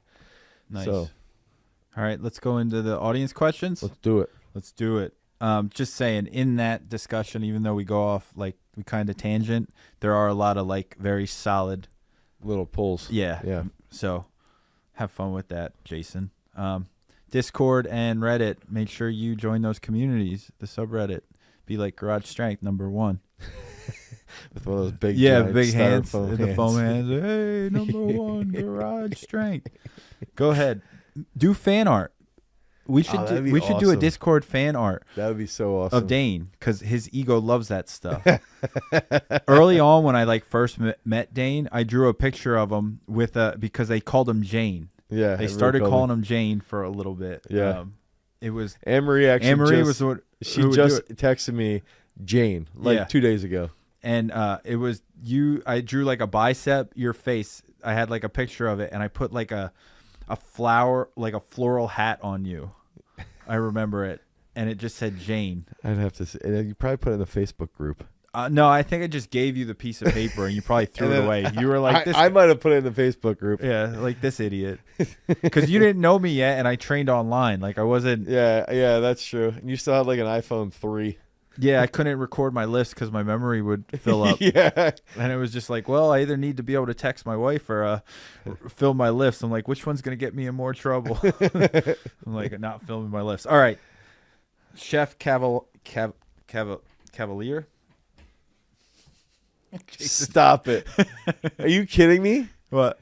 Chef Cavalier? Yeah. Oh my gosh. What's the joke that I didn't get? Jeff Cavalier is the guy from Athlete X. Oh, Jeff Cavalier. But it's Chef. Oh, that's a good pun then. Yeah. If I knew who that guy, like I don't know this stuff. Yeah, that's hilarious.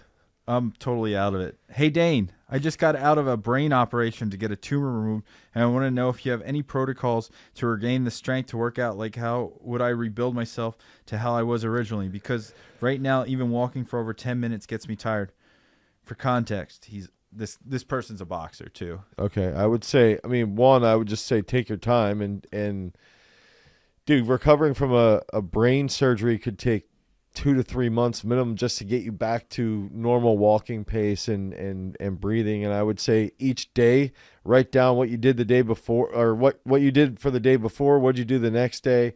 How, if you're doing squats to a box, you do 20 reps one day, and the next day you try and do 30 reps, and then you try and break that up into those sets. So it's like taking it nice and easy.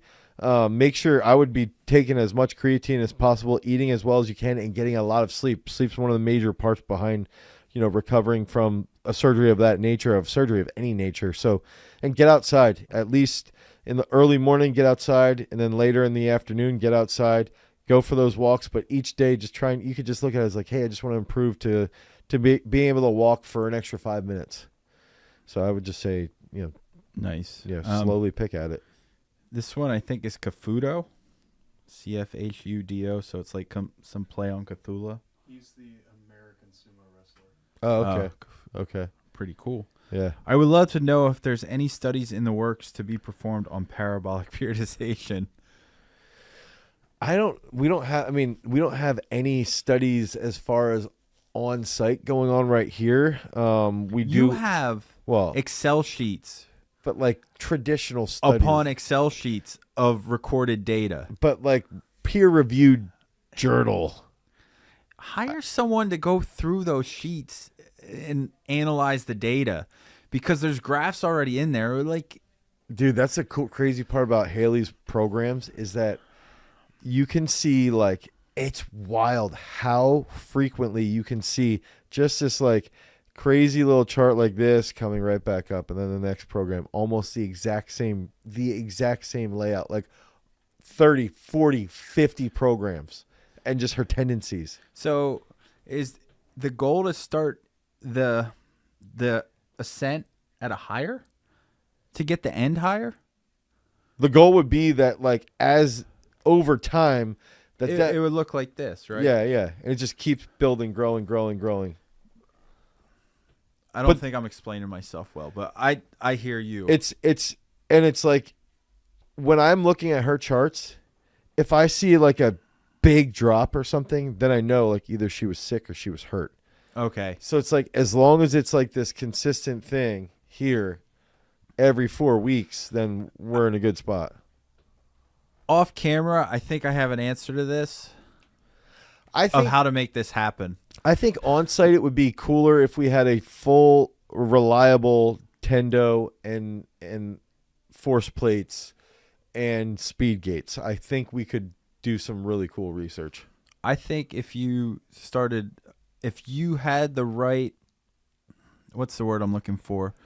Like the way you, when you art shows, what do they do? Like when they hang up the paintings, what is that called? Like they When they show them present off. it? Yeah, but it's a gallery it happens in, but like the presenter, the curator. Okay, yeah. Is I think if explaining- you curated videos right, the data from the spreadsheets right, Yeah. you don't need any of that. Yeah, you could. It's more a presentation thing and how you represent it in an academic sense that Yeah. it could fulfill that. Yeah, Yeah, the force plates would give you like really cool data and yeah. information. But this would be like But the solidified. you can still do that same stuff. Yeah. You need someone with that sort of academic mind to look Yeah, at it that way that's fair. and frame it that way, and Yeah. it could happen. Not just stand there and point and swear at you and tell you how stupid you Yeah. are.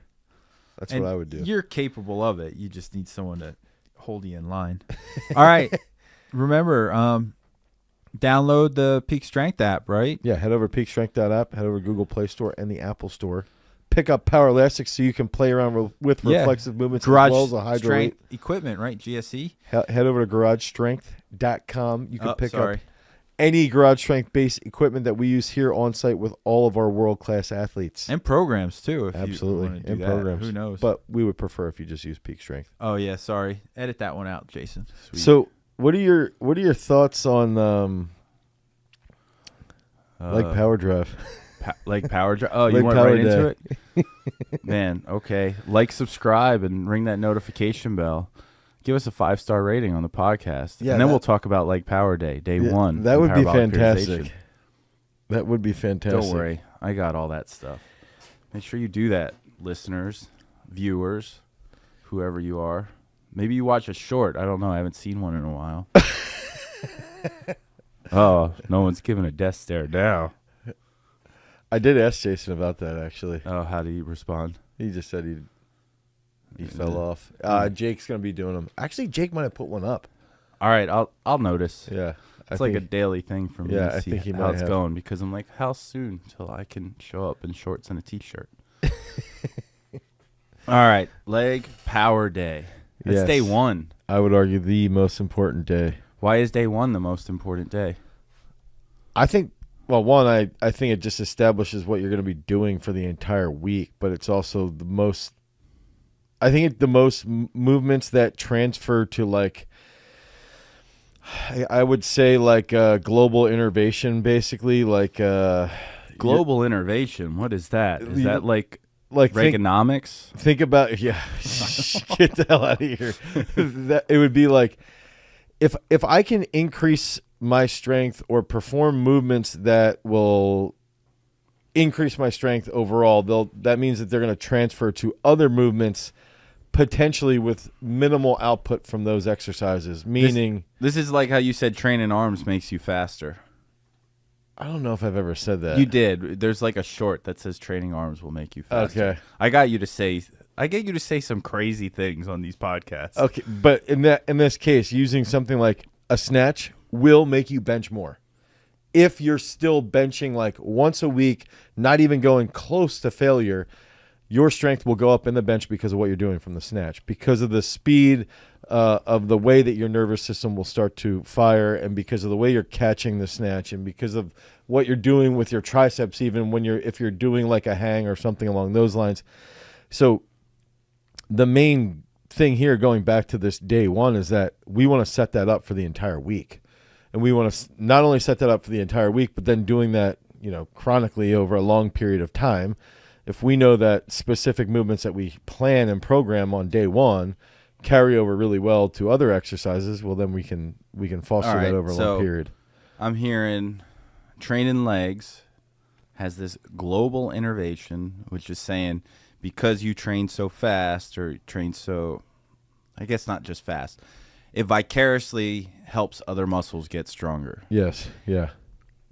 And the point you made from the example with the snatch was if you're not like going at the bench, like you're not a bench specialist. Right. It's Let's say gonna you bench once a week. Yeah, it will help if you're snatching day one and day 3 Yeah. or 4, I guess, because the athlete day is day 3 Right, in parabolic periodization, because those muscles are being used, even though they're not being used in the same movement or capacity. There's Right. always like this. I don't want to use the word peripheral again, but there's like it's implied.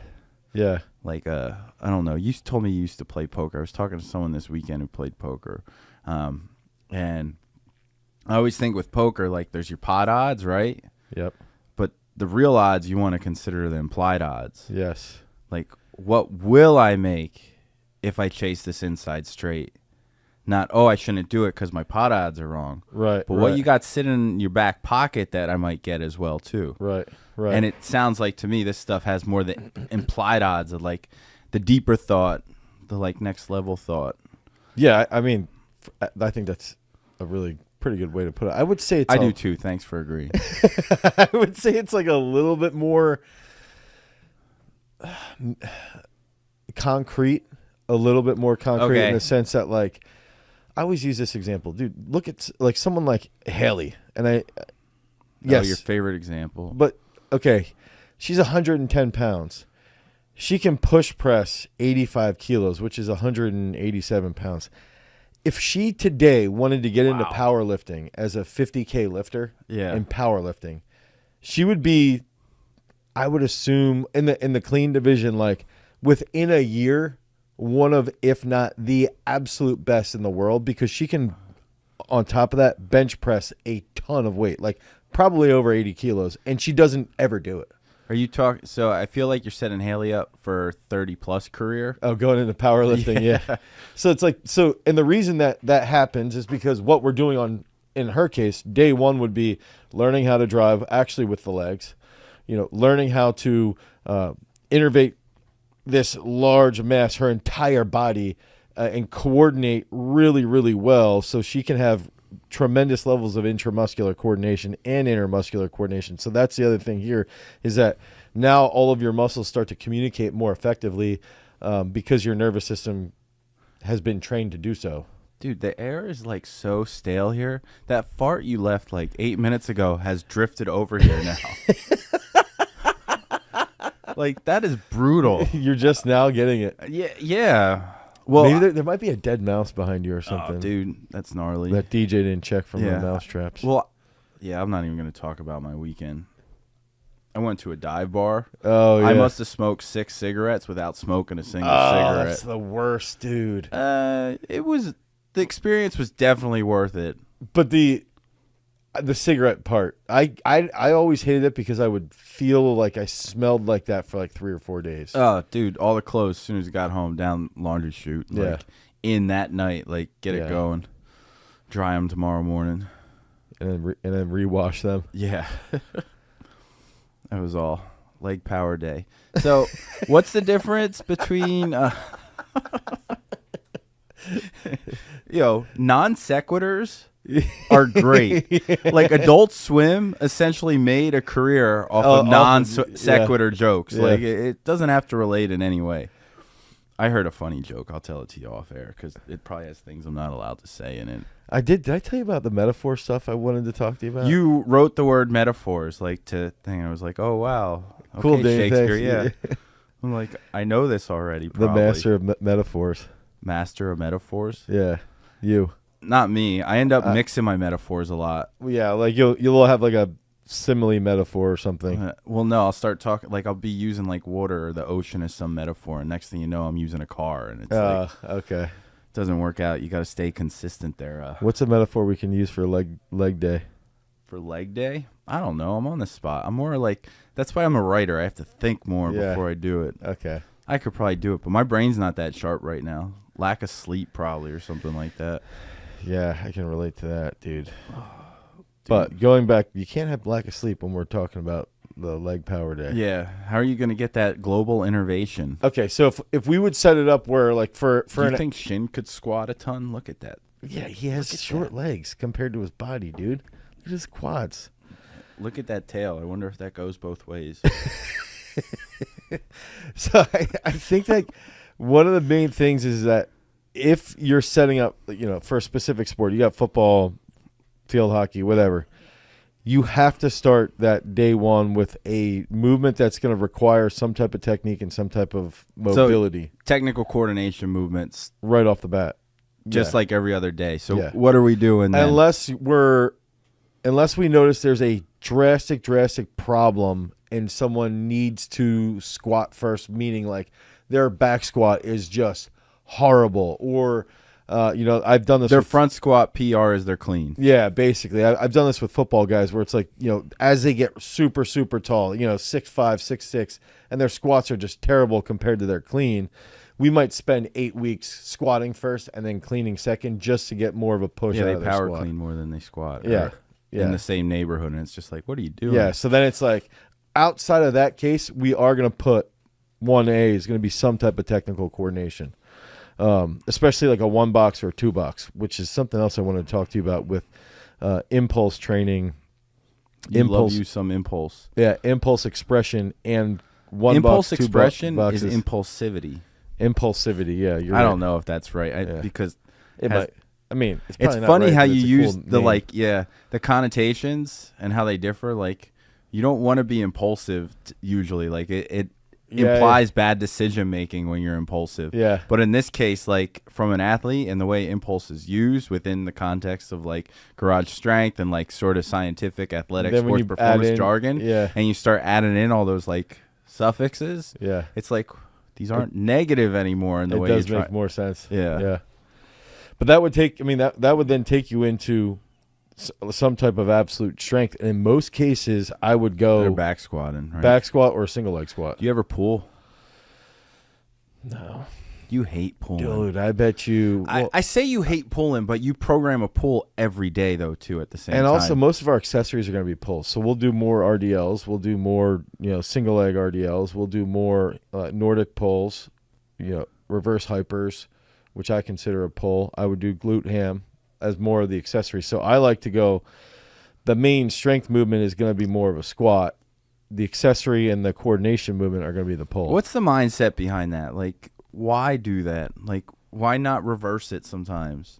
Do the heavy movement as the pull and go and lighten it up with the accessories. I think it comes back to, for me, it's like early on for the first like 7 to 8 years of the gym, I struggled to pay the bills and train a large amount of people. Like you if you're training 10 or 12 people, right? It's so much easier to teach someone how to squat and just get going than it is to teach them really good technique and a pull. And I say this ironically because usually we would do a snatch or a clean, which is not hard to teach. But by that point, then I'd want to have the next group cleaning or snatching, and I'd be spending time teaching them how to clean or snatch, and not spending time doing, a snatch pull or a deadlift, or even a trap bar deadlift. So I'd have kids like bang up their back, and I got to the point where I just stopped using heavier pulls because it was almost always that they would hurt their back at some point from a heavy pull from poor technique. Well, that's the danger of a pull, right? Yeah. You don't think you're doing anything wrong until the weight's too heavy, and then you're done. Yeah, and then you can't walk for 4 days. It's not scary to go up and try to pick something up. Right. Where it's because you don't have it loaded on your back. Yeah, there's no how to say it, the boogeyman the risk is gonna get you in the back, and you're not gonna see it coming. Yeah, exactly. Where the squats, like, you're walking it out and you're like, shit. It's like, yo, I'm right here, dude. What are you gonna do about it? So there's a much greater heightened level when you're squatting. And I think that's where a lot of that stems from. Now I have had people do, let's say, like a touch and go. Actually, Kim, one of my CrossFitters, will do like a touch and go where she'll take a deadlift out of a rack and boom, boom. And so she has like a stretch shortening cycle when she's doing it. But she's way more advanced. If I have somebody... she's a games athlete. Yeah. Age group games athlete. Right. But games athlete nonetheless. Still elite. If I have like... With kids too, it's like the best way to... I don't want to say this, but bulletproof their back is like... pause front squats, pause back squats, and then building that up over time. And that creates such a stronger, more mobile hip area, lower back area that I just think it has a much better transfer than to sports. So it's like, it started with that injury area with the pulls and then led into like, all right, well, if I can fix that with pause back squats, pause front squats, and then build that up, I'm not going to risk this really. All right. I just had an idea. Jason, note this time real quick, just for silliness. You were talking about how you don't want to use the bulletproof as like sort of, I'm thinking like search type word anymore. Like it's been overused. What about, so like in video game worlds, when you break a game, they call it like using glitches. And when you run a game, like a speed run it without the glitches, they call it glitchless. And I know it's a really high search term, probably. So like a glitchless back. Yeah. When you, I don't know if it works. or would you say would you glitch your back? Glitch would be like when you broke it, like you did something wrong to it. Okay, so you would say like glitchless means like you're not breaking the game anymore. Yeah, yeah. Just a thought. I don't know if it works. Glitchless If it knees. works off of the. I feel like it's not quick off the tongue. Yeah. Glitchless.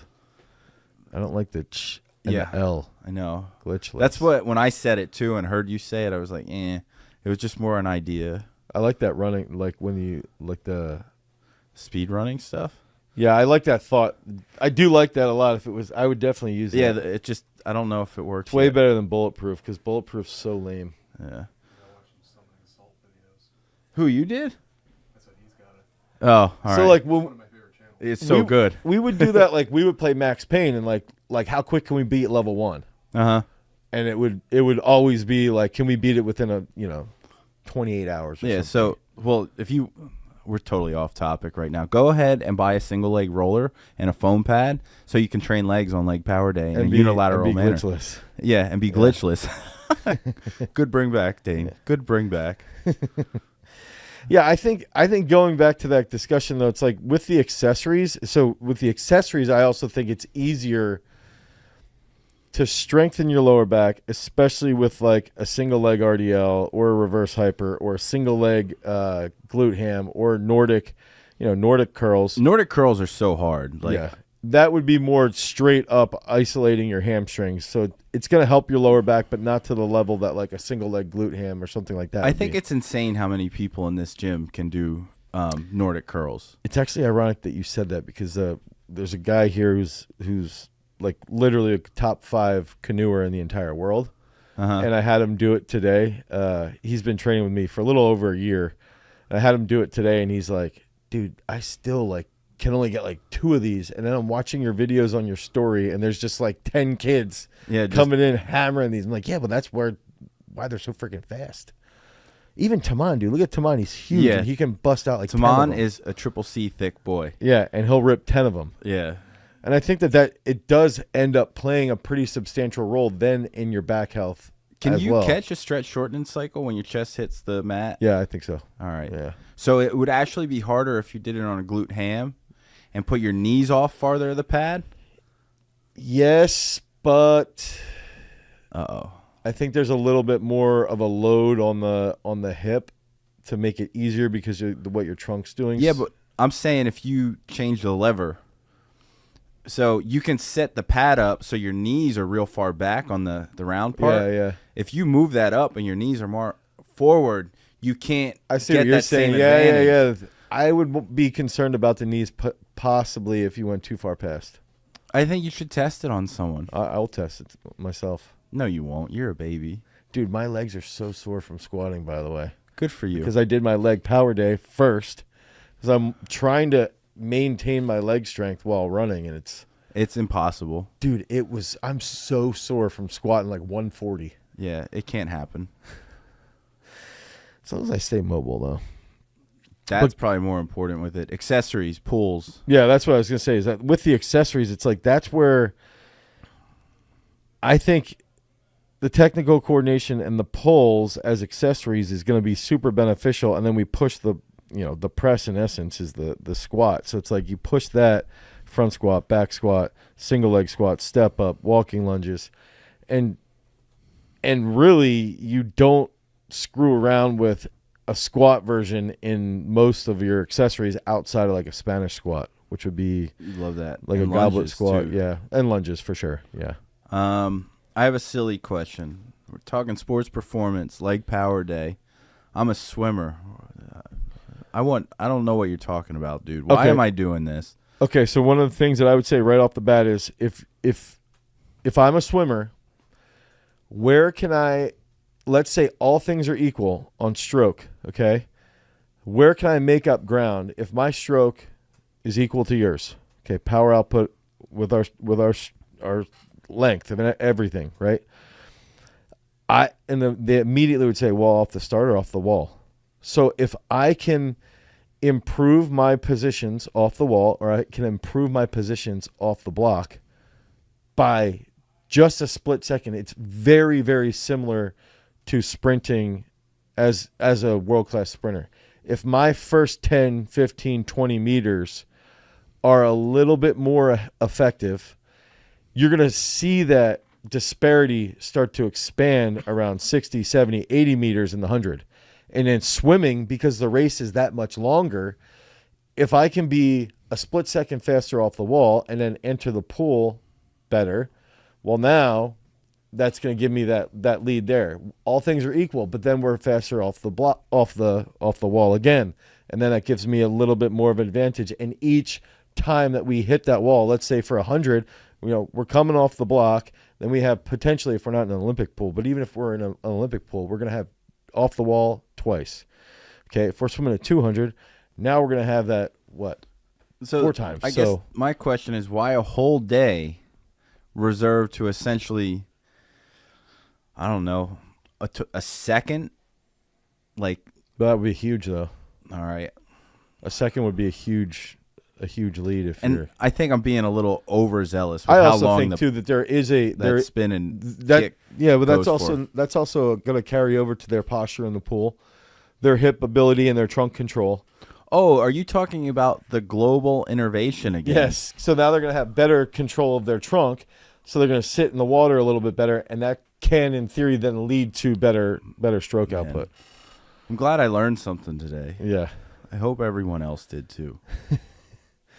Wait, are we still talking? That was my one question. Leg power day. Is there any? There's audience stuff. Yeah, let's get into the audience. You want to stuff. get to that? Yeah. All right. Well, if we're going to ask the audience questions, everyone could go join our Discord. Yeah, and they could join the there. subreddit, comment on there, be part of a community. And comment even on social media. Yeah. And they could ask questions too. Yeah. And we will remind you again, like, subscribe, and click that notification bell. YouTube, people listening on a podcast app, 5 stars, 5-star rating. give us 13 stars. I don't know. How many do you do? I've been on a social media like binge. I haven't been looking at it at all. Oh, like binge, like you're not using it? Yes. What's that? I'm going clean. No, you went drought. What's it called? You went dark. I went dark. Yeah. Oh. I feel like I went dark. I think that's what it's called. Okay, no. There's like a popular video game meme about going dark. Yeah. No, I did. I think I still have like Twitter on my phone, but I don't open it anymore. Other than that, it's just like, whatever. Who cares? I don't need seeds of thoughts planted in my brain to sit and think about. That is, that's an interesting way to put it. I don't disagree with you. I just don't. Yeah. You're a content creator full bore though too. I think it's weird for me on social media is like, dude, and this might be the problem is like, I'm going on there and like Jason will attest this, and it probably drives him absolutely insane. It's like, I'll send him videos that I'm like watching people's videos because I want to see what they're doing. Yeah. So I'll send him these examples and I'll be like, yo, check this out. This is when we can use this. It's a study habit more than and it does it gets like to the point where I've found myself spending more time watching people to like pull ideas from instead of like being entertained. Yeah. Well, now I did go like dark on my like phone and like computer. Yeah. I also did put a TV in my bedroom. You put a TV in you're a loser. No, it was a great decision, especially when you have children who take over the other televisions in the house. Then because they don't have them in their bedroom, and it's just like, what am I supposed to do? It's like, I can't play video games here. I can't do this there. I'll go to my bedroom. Here, let me use this small little screen. No. Work too hard. Pay too many bills for you to have your food delivered to your bedroom so you can eat there. Room service every night. You bums. I can't wait. Yeah, you're really heated right now. Oh, yeah. We have a little, there's a little tension amongst this happening and sort of like what I would call a little bit of entitlement from my children that they don't realize they have. I want to just leave it at that. Yeah. All right. Let me share something quick about Lincoln. Yesterday, Dane's gonna one up me now. Well, no, it just has to do with DJ being like putting stuff in reality. I'm like, Lincoln jerked 55 kilos yesterday. I was like, dude, he's getting strong, but he's still a bitch when he benches. And he does this when he swims. He's a really good swimmer. But on that last lap, he'll back off, and like if someone's pushing him, he doesn't respond. And I said, he does this when he's benching. Yesterday he did 95 pounds or 105 pounds for 5 sets of 5, and then I asked him to do a set of 12. And with a 10, a 5, and a 2 on, so that's like 80 pounds or 85 pounds. And he just brings it down and just doesn't even try. And I'm like, what the beep do you think you're doing, dude? Yeah, like, what is your effort level here? Like, you think, and I started bringing it up, you think I'm going to buy you hockey equipment, get you a new swim cap? And I'm like going off on his effort. And he's like, I just jerked 55 pounds and a swim cap's $3. And I'm telling DJ this, and he's like, I mean, dude, he's 11. Like, it's okay. He's going to be okay. That was my entitlement story. Let the other coaches coach him. It will be better for your relationship in the long run. Well, that's the whole thing. DJ's been coaching him with his legs. On his leg power day is all with DJ, and DJ hammers him. So then he comes over, and on a Sunday, I train him for throws, and he does his upper body. That's the only day of the week that I train him right now. Yeah. And eventually that might stop. But, he's increasing his jerk, and he's increasing his bench because he's squatting so much. Global innovation. There we go. There's the time. All right, Discord. Cameron, not Bynum. How do you handle cutting and bulking during Olympic lifting training? How do you change training if you have less access to food? So if we're training weightlifting and we're cutting. Yeah. Or bulking. It seems like you could do either. Okay, so cutting or bulking, there's two things. Okay, you have to be in a caloric surplus or a caloric deficit. The biggest thing I recommend, 400 to 500 calories, either way that you're trying to go. You have to make sure you're tracking this, because so many people will be, I can't gain weight, and then they're not eating in a surplus, or I can't lose weight, and they're not eating in a deficit. So you have to track just to hold yourself accountable. And then on top of that, after you're tracking, make sure you are patient. Set it up for like 12 or 16 weeks. Like, Haley's already slowly starting to cut for a meet that's happening March 30th. Okay, and it's January 10th. That's some foresight there. Yeah, so we're looking at it like this is going to be about 10 weeks. So if we can do this very gradually over a 10-week time frame. Less stressful. It's less stressful. Your body adapts better. And then as we decrease those calories, we're going to decrease the volume in the weight room, meaning we'll decrease reps per set, because I know that she can handle that a bit more when she can handle a bit more heavy work when we're cutting. So it's like, play around with the volume of what you're doing. Make sure that you're timing your carbs effectively. I would not go low carb if I'm going to still be a weightlifter, unless it's like that last week and I've got to make a hard cut to make the weight. But really, it's got to be, if you want to cut weight or you want to be bulking, it's got to be 400 calories either way, but it has to take time. This isn't something that we can do in 2-4 weeks. It's got to be at least a 10-week commitment to doing it. Good stuff. Yeah. Jason, one of these days how do we turn that into a short? Yeah, Jason. Short and sweet. Like the candy you can't eat when you're cutting. Yeah. Okay, Reddit. Okay, membership 8595. Okay, computer. I thought that too. Yeah.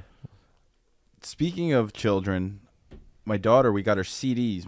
My one daughter, because apparently CDs are popular again. Yo, shut up. Yeah. No So way. like how vinyl was, now like vinyl still is popular. Well, vinyl kind of tipped over into normie culture and mainstream stuff. Yeah. Where like, the indies kept it alive, and it's now like indies can't get stuff made because all like Adele's pressing 30 million or what I really? like, yeah. Oh wow. So all the plants are like just backed up. So you know what the indies started doing? CDs. CDs. Okay. Because they're just like, all right, we can do vintage in a different way. Yo, now. you want to know my one problem with this? No. But yeah, tell me anyway. I love that response. Yeah. No, actually, I don't. Go ahead. Come on. I'm sorry. That was callous. I loved CDs, but I never liked when they skipped. And also, I never liked the amount of CDs I had because I always felt wasteful. And the other factor is like, if I listen to like 5 albums in a row, I can just roll through it. If I've got a CD, I can't do that. Man. So that's like one problem I have is like, I got to take it out and then I got to second guess. Like I've done days where I literally want to start on an anthology in the morning and play it the whole day through, like a whole like individual. Yeah.